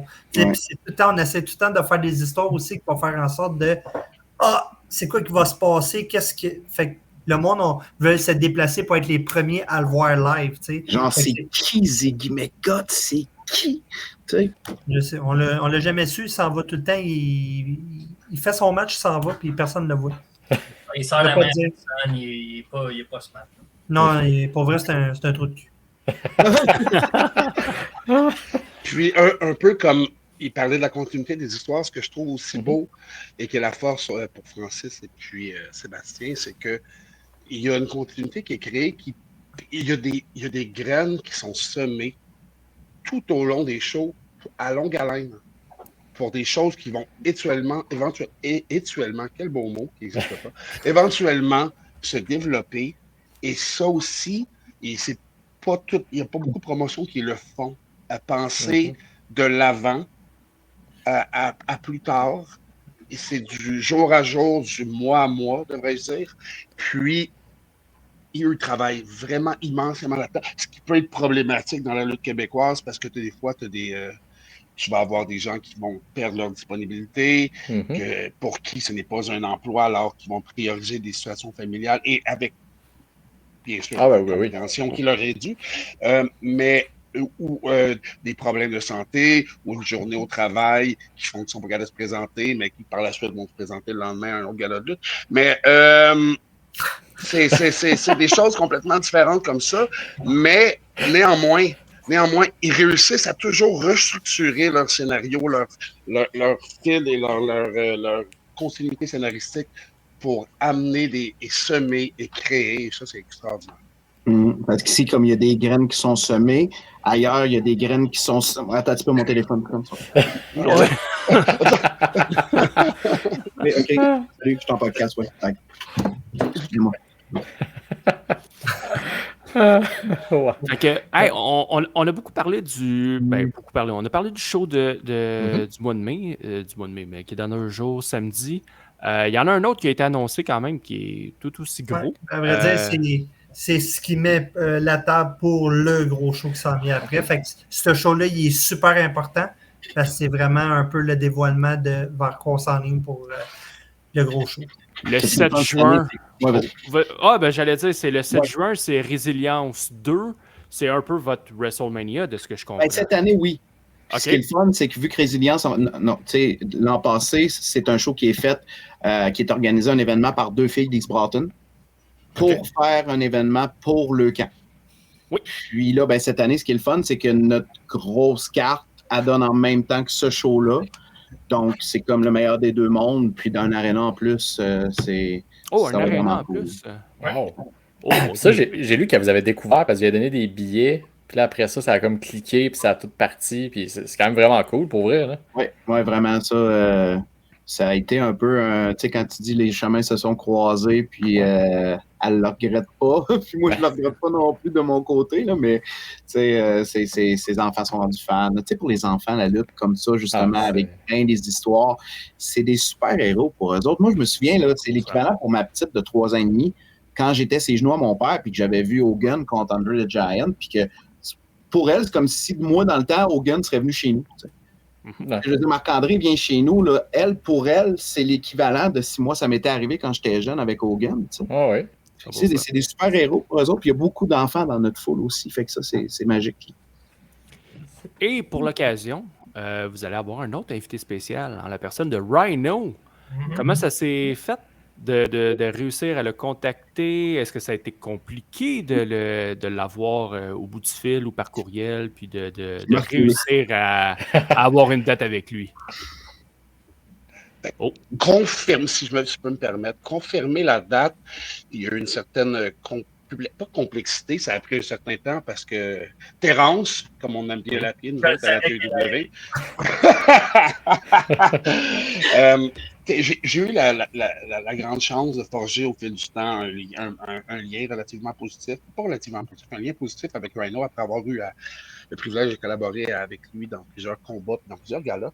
Puis c'est quelqu'un qui est très humain, très gentil, d'un professionnalisme impeccable.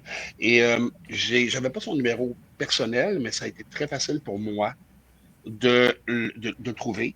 Et j'ai demandé à quelqu'un s'il pouvait me le procurer, mais moi, je suis du genre, j'aime pas qu'on donne mon numéro de téléphone. J'ai demandé à un ami commun s'il pouvait parler à Terry, puis c'était correct qu'il me donne son numéro. Ça a été fait. J'ai contacté Terry, j'ai fait part du projet, je lui ai demandé si c'est quelque chose qui l'intéresserait. On a peaufiné les détails au niveau du voyagement, devrais-je dire, du tarif, des promos, parce que la logistique est toujours différente avec chaque talent qui vient de l'extérieur, ils ne viennent pas de la même place. Les tarifications pour les vols, pour l'essence et tout sont jamais les mêmes. C'est pas nécessairement les gars qui vont vouloir résider à la ville, par la suite à l'hôtel, à la ville où a lieu le gala. Il y en a qui vont vouloir préférer retourner proche de l'aéroport et tout. Mais ça s'est résorbé, ça s'est réglé, devrais-je dire, assez rapidement. Puis, on a par la suite lui a demandé de faire une promo. Il en a fait une qui était beaucoup trop élaborée, alors on travaille là-dessus maintenant. Puis, il y a un bel abat-jour. Ouais.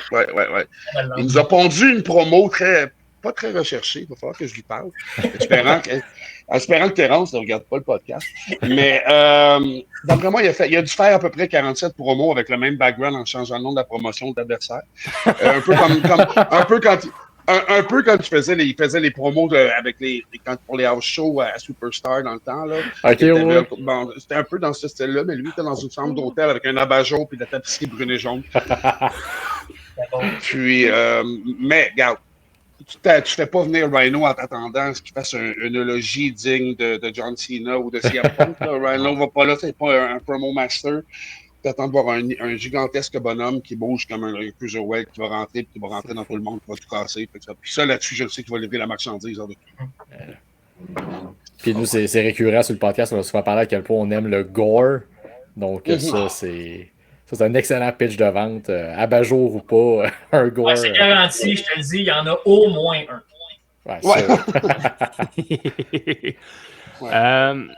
Petite question par rapport, là, on parle d'invités. Est-ce que vous avez comme un objectif ou un projet, peu importe, d'avoir des invités à une fréquence X?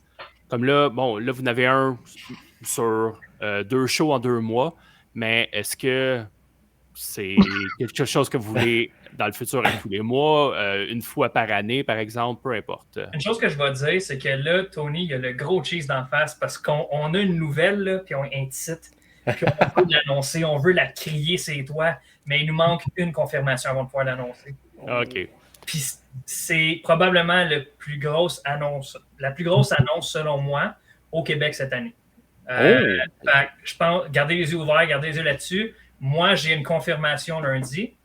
Puis à partir de lundi, si c'est ce qu'on pense, puis que la confirmation se fait dans le sens qu'on veut s'en aller, ça sort ses médias sociaux lundi. Ça va être tapissé. On va le partager. Assurément. Je vous ai gardé un œil là-dessus, mais oui, je vais laisser Anto parler pour ça, mais en gros, ça s'en vient très bientôt, puis ça va faire un buzz, ça va faire bouger beaucoup. Pour ce qui est de fréquence, c'est pas nécessairement une question de fréquence. Je pense que c'est plus une question d'opportunité, dans le sens où quand tu le sais que tu vas faire un gros show, quand tu le sais que tu peux avoir une belle opportunité pour un booking, c'est toutes des affaires qu'il faut prendre en considération parce que, inévitablement, la première chose à regarder, c'est le budget. Parce que, c'est pas évident tout le temps. C'est de quoi travailler beaucoup plus que la normale. Sauf que ce qui est le fun, c'est que nos étés vont toujours ressembler l'horaire qu'on a depuis 3 ans va toujours ressembler à ça. Dans le sens où on finit au mois de juin, même mai-juin, puis après ça, on embarque sur tous nos gros shows de festivals, comme pour le camp à l'Arena du Broughton, on fait le festival de Saint-Victor, on fait le show dehors à la source sur le bord du lac encore cette année. C'est tous des shows qui peuvent être opportuns à ça. C'est sûr qu'inévitablement, ça fait seulement 3 ans qu'on a recommencé. Puis, ça prend du temps avant de pouvoir réaliser ce genre de choses-là. Si un jour, on peut arriver à en dire que ça arrive plus fréquemment, tant mieux. Ce serait le fun. Puis, mais c'est pas... Je pense que la TUW a toujours été en mesure de créer ses propres stars locales. Dans le sens où prends quelqu'un comme Carlos. Carlos, c'est probablement un des seuls que c'est instantané la réaction quand sa chanson commence. Okay. Pour les femmes, pour les enfants, même pour les hommes, je veux dire, Carlos Gonzalez, c'est spécial parce qu'on l'a buildé, puis on a pris le temps de le faire. Quelqu'un comme Marc-André est connu. C'est une des raisons pourquoi une des raisons principales pourquoi que le monde vienne voir nos shows, c'est la présence de Marc-André sur nos shows. Tu sais, on a eu le temps avec les années de pouvoir builder tout ça. Puis, je crois qu'on serait quand même capable d'en arriver à un résultat très fort sans avoir besoin nécessairement d'avoir des invités régulièrement. Sauf qu'on veut que ce soit, si ça peut adonner une fois de temps en temps, ça devient spécial, puis on peut faire tourner quelque chose autour de ça, puis c'est ça qui va devenir plaisant avec le temps. Que ce soit homogène aussi avec ce que vous racontez, avec les storylines que vous avez en place. C'est pas juste amener une attraction, puis que c'est un spot de même, mais que ça apporte pas aux histoires. Ça va apporter au show, ça va apporter aux fans, mais aux histoires de la fédération, la promotion, bien joué. Ça apportera pas grand-chose. Fait que vous voulez que ce soit vraiment homogène, que ça se mêle à tout ça. Ça peut donner l'opportunité aussi à du monde. Vous allez voir la semaine prochaine l'annonce de qui va affronter Rhino. Ça peut donner l'opportunité à du monde qui mérite aussi d'avoir une expérience comme ça, puis qui n'ont pas nécessairement toujours eu la chance de pouvoir le faire. C'est ce qu'on opte aussi. On opte pour ça parce que c'est intéressant de pouvoir faire ça puis de donner la chance à quelqu'un. Comme Anthony dit, l'important, selon moi, qui a toujours été, puis je trouve que Sébastien et Francis le font très bien, c'est crédibiliser le talent local quand tu fais venir un atout extérieur de trempe internationale, que tu utilises la notoriété de cet homme-là afin d'augmenter la notoriété de ton produit du talent local qui l'affronte. Se venir quelqu'un de l'extérieur, simplement valoriser le gars ou lui donner un montant absurde d'argent, tout simplement parce que tu veux donner un bonbon au public, mais il faut que le bonbon soit réparti de façon égale avec la personne avec qui il va avoir la chance de travailler, qui puisse rehausser la valeur du talent local, qui rehausse la valeur de la promotion qu'il apporte. Je pense que, et ça, c'est de trouver et de choisir les talents extérieurs qui ne sont pas égoïstes, qui sont généreux, qui veulent vraiment redonner un peu de leur notoriété et la partager. C'est pas tout le monde avec qui c'est le cas. On a été très chanceux, je crois, jusqu'à maintenant. Espérons que ça va rester sur une pente ascendante à ce niveau-là. Mais c'est quelque chose qui est 100% compris par toute l'équipe créative de la compagnie, je crois. On se doit de valoriser notre produit en faisant venir des talents hors pair de l'extérieur. Comme a dit Patrick Normand, dans le fond, ce qui est bon à faire, c'est, Anto disait que c'est pour, on essaie de faire nos propres superstars de notre côté, puis en même temps, comme ils viennent de dire, c'est bon d'amener du monde, puis que ce ne soit pas juste un bonbon pour le monde. Faut vraiment que ce soit, tu sais, c'est un mix des deux. C'est oui, on va attirer, mais en attirant, on donne aussi l'opportunité à la personne que nous autres, on veut que ce soit notre prochain champion ou notre prochain gros nom, notre prochaine tête d'affiche, y donner de l'expérience. Parce que n'importe qui lutte contre du monde comme ça, acquérir de l'expérience. On ne peut pas lutter contre quelqu'un de l'extérieur comme ça qui n'a rien à apprendre. Fait que c'est souvent comme ça qu'on peut aider à monter nos propres superstars. Mais moi et Mitch, qu'on essaie tout le temps de faire aussi, puis qui est différent selon moi, c'est que si tu vas à Montréal, puis ça, je dénigre personne, c'est juste que c'est comme ça, puis qu'il y a beaucoup de promotions à Montréal, tu vois souvent les mêmes matchs. C'est souvent les mêmes matchs, les mêmes personnes ou le même monde dans des matchs différents, mais avec des histoires différentes. Fait que nous autres, de notre côté, on est comme en plein milieu entre Québec et Montréal. On est capable de faire des choses qui se voient pas souvent ou qui se voient jamais. Puis on est capable de vraiment créer quelque chose de différent par rapport de ça aussi. Fait que c'est un autre layer par-dessus tout ce qu'on essaie déjà d'apporter de différent qui va aider à établir et à construire nos propres stars où est-ce qu'on n'aura pas besoin de tout le temps amener des rhymes à chaque chose. Mine de rien, Bugs Belmore contre Pee-Wee, ça faisait 13 ans que c'était pas arrivé. C'est fou. C'est un bel exemple. Moi, Ça a été fait au Saguenay il n'y a pas 2-3 semaines. Ils nous ont un peu volé de ça, mais dans un contexte d'un gala de plus grande envergure, je pense que nous, on leur sert ça sur un plateau d'argent avec une ceinture en jeu. L'enjeu du combat est vraiment au plus élevé. Je pense que c'est deux talents extraordinaires qui vont livrer la marchandise. Moi, je parlais plutôt de la connexion organique avec le public. S'il y a bien deux personnes pour qui c'est le cas, ben, c'est Degenerate et Bugs Belmore. Bugs Belmore qui est un artiste vraiment extraordinaire et flamboyant. Et Degenerate qui est selon moi, un des MVP de la lutte québécoise des 3-4 dernières années. Parce qu'il brille de plein feu. Il était extraordinaire. Le lutteur. J'ai passé le mot. Le lutteur et l'humain. Le lutteur qui a probablement le moins de dents d'embauche à cause de Frankie, mais ça, c'est pas grave. Mitch, t'as levé la main, tu voulais dire de quoi? Moi, à vrai dire, il va falloir que je vous quitte parce que j'ai des obligations familiales.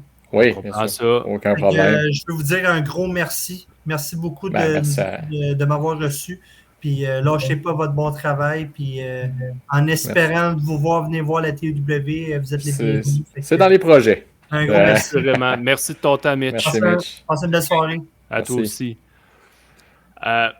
C'est plate, Colin, j'avais une question pour lui, mais qui est aussi bonne pour nos autres invités. On parle d'invités, oui, on veut que ce soit homogène, puis tout ça, mais si on fait abstraction de ça, on fait abstraction du budget, on fait abstraction des disponibilités, est-ce que vous avez un invité de rêve, que ce soit pour votre fédération ou pour lutter contre? Tu sais, je sais, Francis, t'es en pause, parce que des retraites à la lutte, ça n'existe pas. Mais Frankie qui est plus actif, Tony aussi. Est-ce que vous avez un invité de rêve?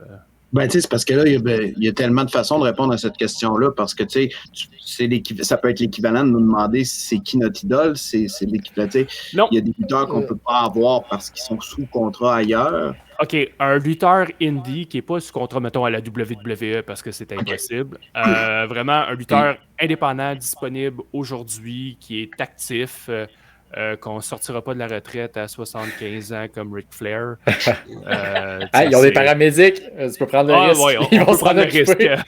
Mais s'ils rompent sur une turnbuckle, c'est pas un paramédic, ça prend. Là. Ouais. Un défibrillateur. Il n'y a pas une boisson énergisante, justement, Rick? Ouais. Ça s'appelle de la cocaïne. Mais non, mais ça peut être aussi un invité pour votre plaisir personnel d'affronter quelqu'un que son style vous intéresse. Ça peut être aussi à votre guise.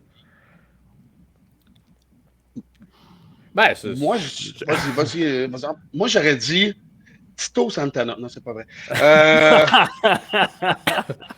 Mais toute blague à part, j'ai déjà eu le privilège, moi, d'être en équipe avec mes deux idoles de jeunesse. Il y en a un seul qui fait encore quelques dates de façon très sporadique et je pense pas qu'il ramènerait grand-chose au niveau de la qualité de lutte, mais si tu peux avoir les Powers of Pain, puis je serais en équipe avec eux autres, je serais le plus heureux des enfants de 6-7 ans, maigrelets, avec une rachitique à qui tu faisais boire le jus de tomate puis tu lui disais de jouer le rôle d'un thermomètre.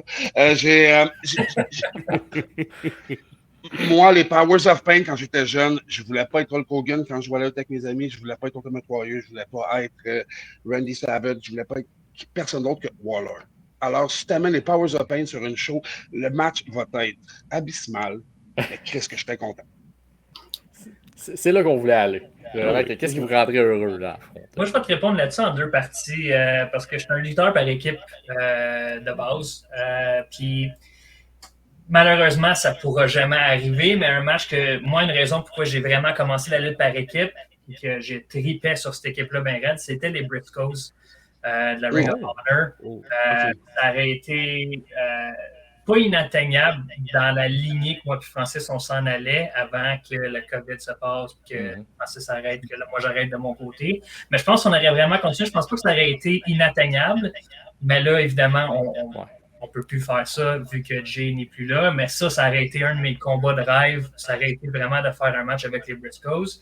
Puis ça, c'est un match peut-être un peu plus personnel à moi-même, mais j'ai eu la chance de lutter contre Drew Gulak quand j'étais un peu plus jeune.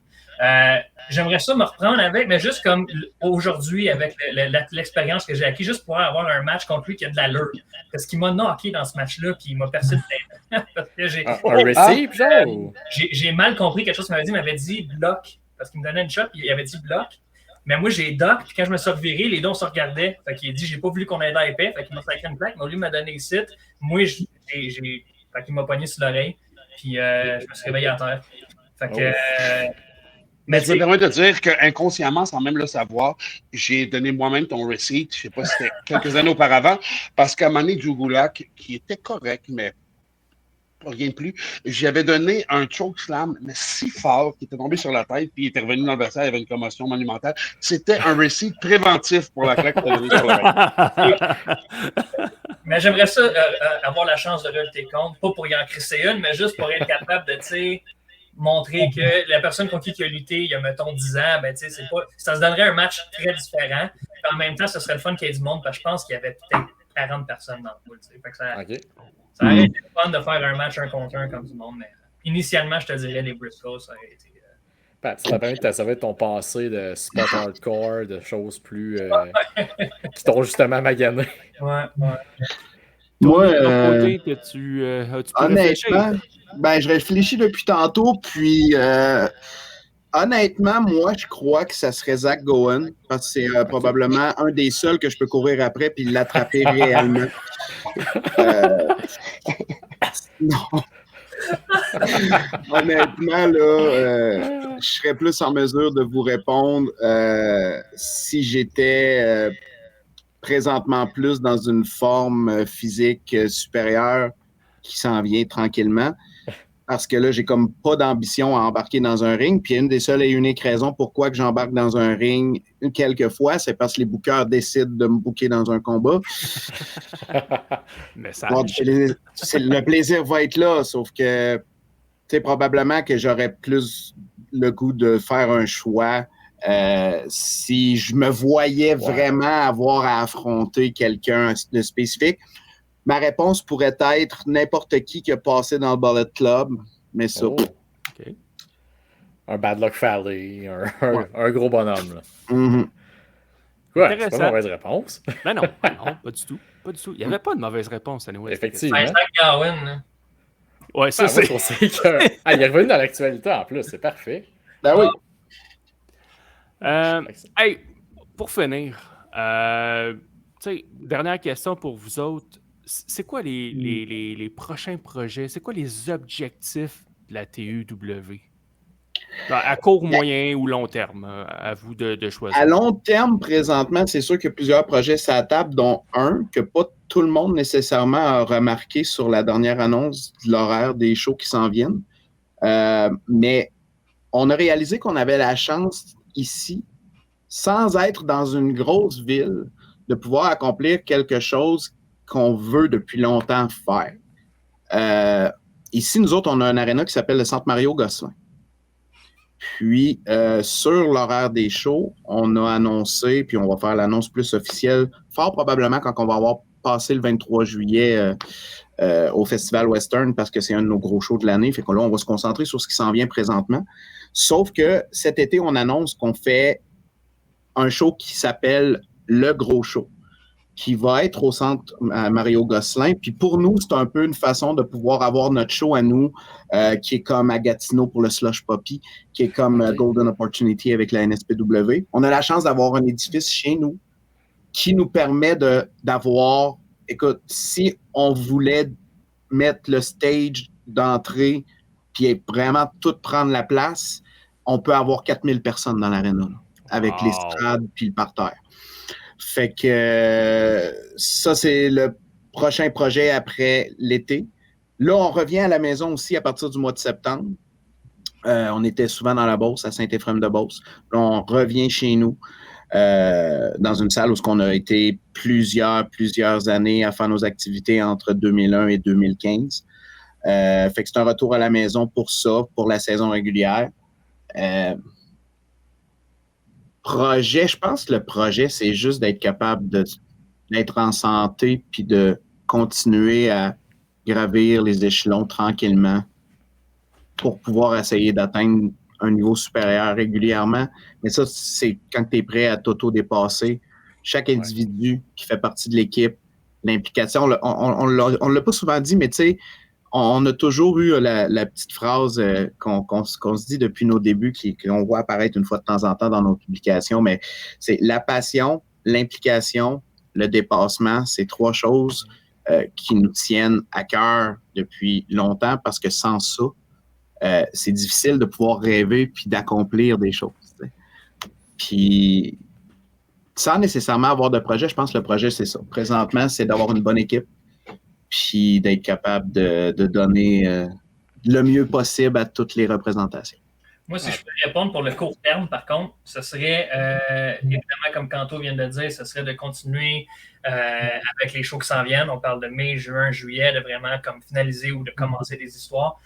Mais moi, je te dirais, le court terme présentement, c'est de continuer d'attirer le plus de yeux possible, de continuer d'utiliser le plus possible les réseaux sociaux pour vraiment attirer l'œil. Puis, en même temps, présentement, on est aussi au court terme, comme on dit présentement, je vais annoncer qu'est-ce qu'on essaie de chercher. On fait des recherches de commanditaires en même temps pour qu'on puisse continuer à mettre plus dans le produit, pour qu'on puisse continuer d'aller de l'avant puis d'offrir au monde une expérience de lutte que tu n'auras pas ailleurs. Fait que c'est vraiment ça, présentement, au court terme. Présentement, on cherche des commanditaires puis on essaie d'amener le plus de yeux possible sur le produit. Ah, puis je veux dire, tout ce que vous me dites, on le sent quand vous en parlez, autant la qualité du produit audio, vidéo, le bienfait des lutteurs, ainsi de suite, le contenu donné aux personnes qui viennent voir le show, c'est génial pour vrai. Puis on le ressent quand vous en parlez, les 4 avec Mitch, c'est débile, c'est incroyable. Ben, l'audio aussi, hein. Je ne dis pas l'audio, mais l'audio aussi, parce que c'est Anto et son frère qui écrit pas mal la majorité des chansons de la TW. Il y a bien du monde qui peuvent faire les commentaires qui pensent que c'est de l'intelligence artificielle, mais c'est tout fait en studio. C'est lui qui chante, c'est lui qui écrit, c'est lui qui... Tout est fait. Je demande à quelqu'un que je connais qui chante pour pas que ce soit toujours les mêmes voix, ou j'essaye de faire, comme mettons, exemple, le nouveau thème à Pez, depuis qu'il est Heel. J'ai fait comment qu'on peut amener quelque chose de différent qui va s'attacher à sa nouvelle façon d'agir, sa nouvelle attitude. Puis là, j'ai fait, faudrait que je fasse une tune à la Ozzy Osbourne, tu sais. Nice. Dans le refrain, j'imite Ozzy Osbourne pour que ça soit comme une tune d'Ozzy, tu sais. Puis ça fait au bout avec son nouveau look. Fait que, non, on essaye vraiment là, de... Puis en même temps, on n'a pas le choix de toute façon parce que sur le Patreon, comme sur IWTV, c'est moins pire, mais en fait, sur le Patreon, sur YouTube, sur Facebook, si on a tous nos propres droits d'auteur, on n'aura jamais rencontré de problème par rapport à ça. C'est ça. Ce qui est drôle avec ça, on a reçu un strike de droits d'auteur sur Facebook parce qu'on a publié la nouvelle chanson de Pez. Mais c'est parce qu'avec Meta Facebook, Meta Business, si tu fais toi-même ta musique, en tout cas, s'il y a une façon de le faire, quelqu'un montrez-moi, parce qu'on n'a pas été capable de lier les comptes. Fait qu'on a reçu aujourd'hui ou hier un strike Facebook qui dit qu'on est en train d'utiliser la musique de la TW. Damn right, esti. Les tunes sont sur toutes les plateformes, Spotify, Apple Music, Amazon. Il y a plus d'une 50aine de plateformes qui distribuent nos tunes quand on les sort. Fait que moi, ça m'avait toujours fait peur, justement, de dire qui va décider pour nous autres que ça nous appartient, parce que ça nous appartient en bout de ligne. Là. Oui, tu sais, des fois, quand tu prends une chanson, tu fais une vidéo YouTube, l'auteur vous autorise à partir du moment où tu ne veux pas faire d'argent avec ta vidéo. Mais là, c'est nous autres sur nous autres. C'est qui fait comme, hey, c'est à moi. Tu sais? C'est ça, qui vous a flagué de vos chansons.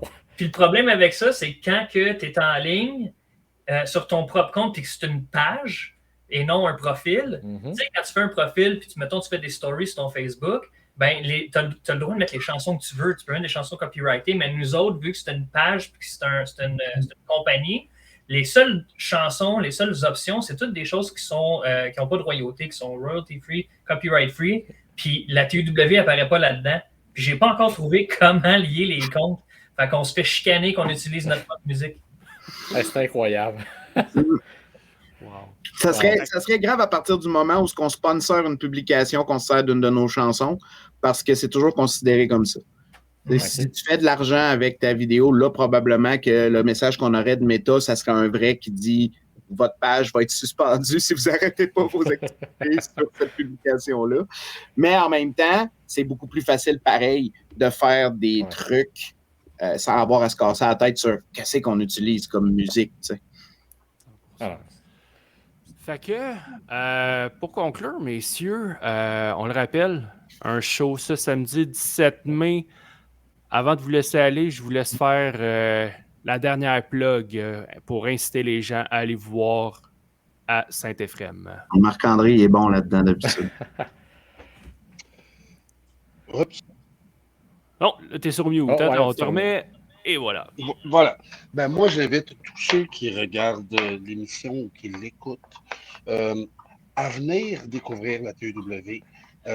Vous avez eu la chance d'entendre tous les combats qui sont à l'affiche, mais je vais vendre ma propre salade en vous disant que l'opportunité de voir moi et Pierre Carouette en équipe, c'est quelque chose qui s'est, pour ainsi dire, jamais présenté au Québec et qui, Dieu sait, pour nombre de reprises, que ça pourrait se présenter dans le futur. Alors, c'est quelque chose de ne pas manquer. Vous avez j'ai pléthora en anglais, je ne sais pas pourquoi, là. Il y a une pléthore de combats que plus intéressants que les autres. Vous avez le five-way où il y a beaucoup d'athlètes pour lesquels j'ai immensément de respect et tous des gars auxquels je dévoue un développement, j'ai un lien personnel avec leur développement parce que je veux les voir performer et je veux les voir grandir. La finale en Allemagne va être absolument cadabrante. Je vais, moi, le regarder assis avec une attention imbranlable. Et puis, la continuité de l'histoire vraiment déchirante entre Carlos et Drea et en soi-même aussi un match qui se doit d'être vu parce que Drea est une des futures attractions de la lutte professionnelle au Québec et Carlos en est une au sommet de son art. Et ça vaut. Il peut y avoir peut-être d'autres galas à travers la province, mais s'il y en a un seul que vous devez voir en fin de semaine, vous devez faire de la route pour une raison quelconque, vous êtes tanné d'être cloîtré chez vous, vous êtes chicané avec votre conjoint, vous avez besoin d'extérioriser vos sentiments, vous avez besoin de crier après ou de conspuer des méchants et d'adorer des bonnes personnes, venez à la PW parce que vous allez avoir un exutoire à votre vie de tous les jours qui est incomparable. Wow! Que dire de plus? Elle donne tellement bien que je me chicané avec ma blonde. C'est ce que je m'en vais faire samedi. Moi, si je peux rajouter juste les médias sociaux, allez voir la Tedford Wrestling sur Facebook, Instagram, Patreon, IWTV, YouTube, Spotify, Apple Music, Amazon Music, Shazam. Vous êtes partout. C'est toute la même chose. Fait que, messieurs, un gros merci pour votre passage sur les bonhommes de lutte. Ça a été un plaisir de vous jaser, de connaître plus en détail votre fédération. Oui, promotion. Hey, je me mélange tout le temps, Colin. Fait que, non, ça a vraiment été intéressant. Puis, en tout cas, Tony est tanné. Oh, yes. Oh! Et c'est pour le Street Fight à peste à Madison, ça remet ça là. Encore une fois, merci pour votre passage. Puis on vous souhaite tout le succès pour ce samedi et pour le futur. Au plaisir. Merci de votre accueil, les gars. Bonne soirée. Merci, bye bye. All right. Hey, merci aux boys de la TUW d'être venus jaser avec nous autres. Très généreux dans le temps. C'était très cool. Pour avec Frankie de Mobster, Mitch, les boys Francis et Tony. C'était très cool. Et écoute, après ça, Il reste encore de quoi? T'as un jeu pour moi. Le chemin du triomphe!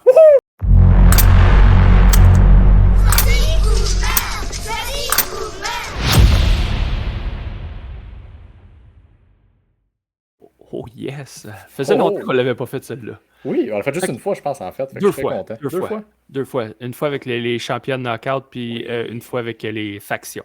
C'est vrai. Et là, aujourd'hui, la thématique est... Faut que je retrouve ma feuille parce qu'elle est complexe. C'est les champions intercontinentaux dans les années 2000, pas 2010, vraiment 2000, qui ne sont jamais devenus champions mondiaux, que ce soit WWE, World ou Universal. Ain't no stopping me now! Ouais, il est là-dedans. C'est ça, je m'y attendais. Fait que j'en ai 10. En fait, il y en avait 13, je pense, au total. J'en ai pris 10 sur ceux-là. Alors, j'ai mon petit fichier Excel. Je les mets dans Pour ma culture personnelle, tu me dirais à la fin qui n'a pas fait la cote. T'es as-tu? Si je les ai, il me semble que oui, je les ai. Ok, en tout cas, on va le faire. Puis... Ah, Simonac, ok. Parce que là je les ai mélangés dans le mélangeur. Puis ça donne ceci. Fait que le premier combat, puis là, tu me donnes ton gagnant. Ça n'a pas besoin d'être celui qui aurait été champion du monde. Non, mon préféré. Juste ton préféré. Fait que le premier combat, John Morrison contre Billy Gunn. Billy Gunn. Billy Gunn contre Val Venis. Billy Gunn, fuck Val Venis. Billy Gunn contre Rikishi.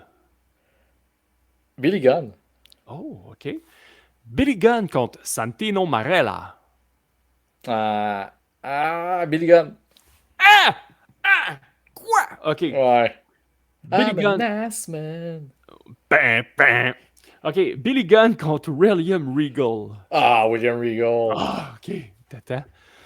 William Regal contre Albert. Voilà, next. Là. Come on, William Regal. William Regal contre Lance Storm. Ouais, j'aimerais ça un peu de charisme, s'il vous plaît. Là, on va garder William Regal. William Regal contre Test. William Regal. Et le combat final, William Regal contre Shelton Benjamin.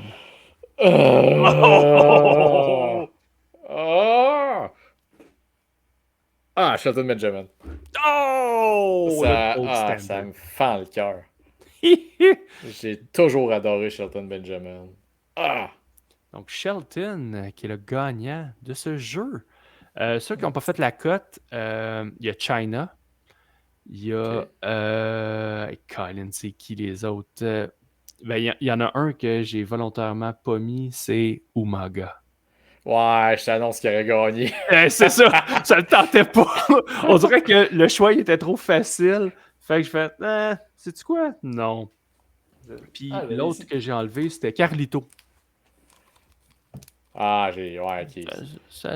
Honnêtement, tu m'aurais fait finir Carlito contre Shelton, j'aurais eu de la misère. Okay. Dans ces années-là, c'est des gars que j'aimais beaucoup. Tu sais, du genre, ils ont du potentiel, ils vont devenir champions du monde. Puis le Triple H, il a sa belle pelle dans les mains, fait que non. Fait que c'est ça. Mais tu m'as surpris avec Santino Marella, par exemple. Tu l'as fait perdre contre Billy Gunn. Wow. J'aime beaucoup Billy Gunn. I'm an ass man. Je vois ça.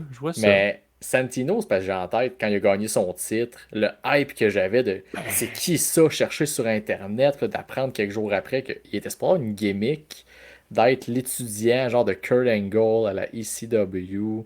Kurt Angle qui a sacré le camp, ça a pris le bord. Lui, c'était un shoot fighter, là, Santino Marella. Ça a pas... Puis, tu sais, ce qu'il a fait, honnêtement, ce gars-là, le côté comique à la lutte, c'est incroyable. Mais oui. Billy Gunn, il y avait un petit quelque chose. Daddy ass. Mais ça finit avec Shelton Benjamin. Je suis satisfait de mon choix. Et je suis aussi satisfait de notre épisode qui se conclut à l'instant. Je suis Tifo et le Cy Young. Nous sommes vos bonhommes de lutte. À la semaine prochaine.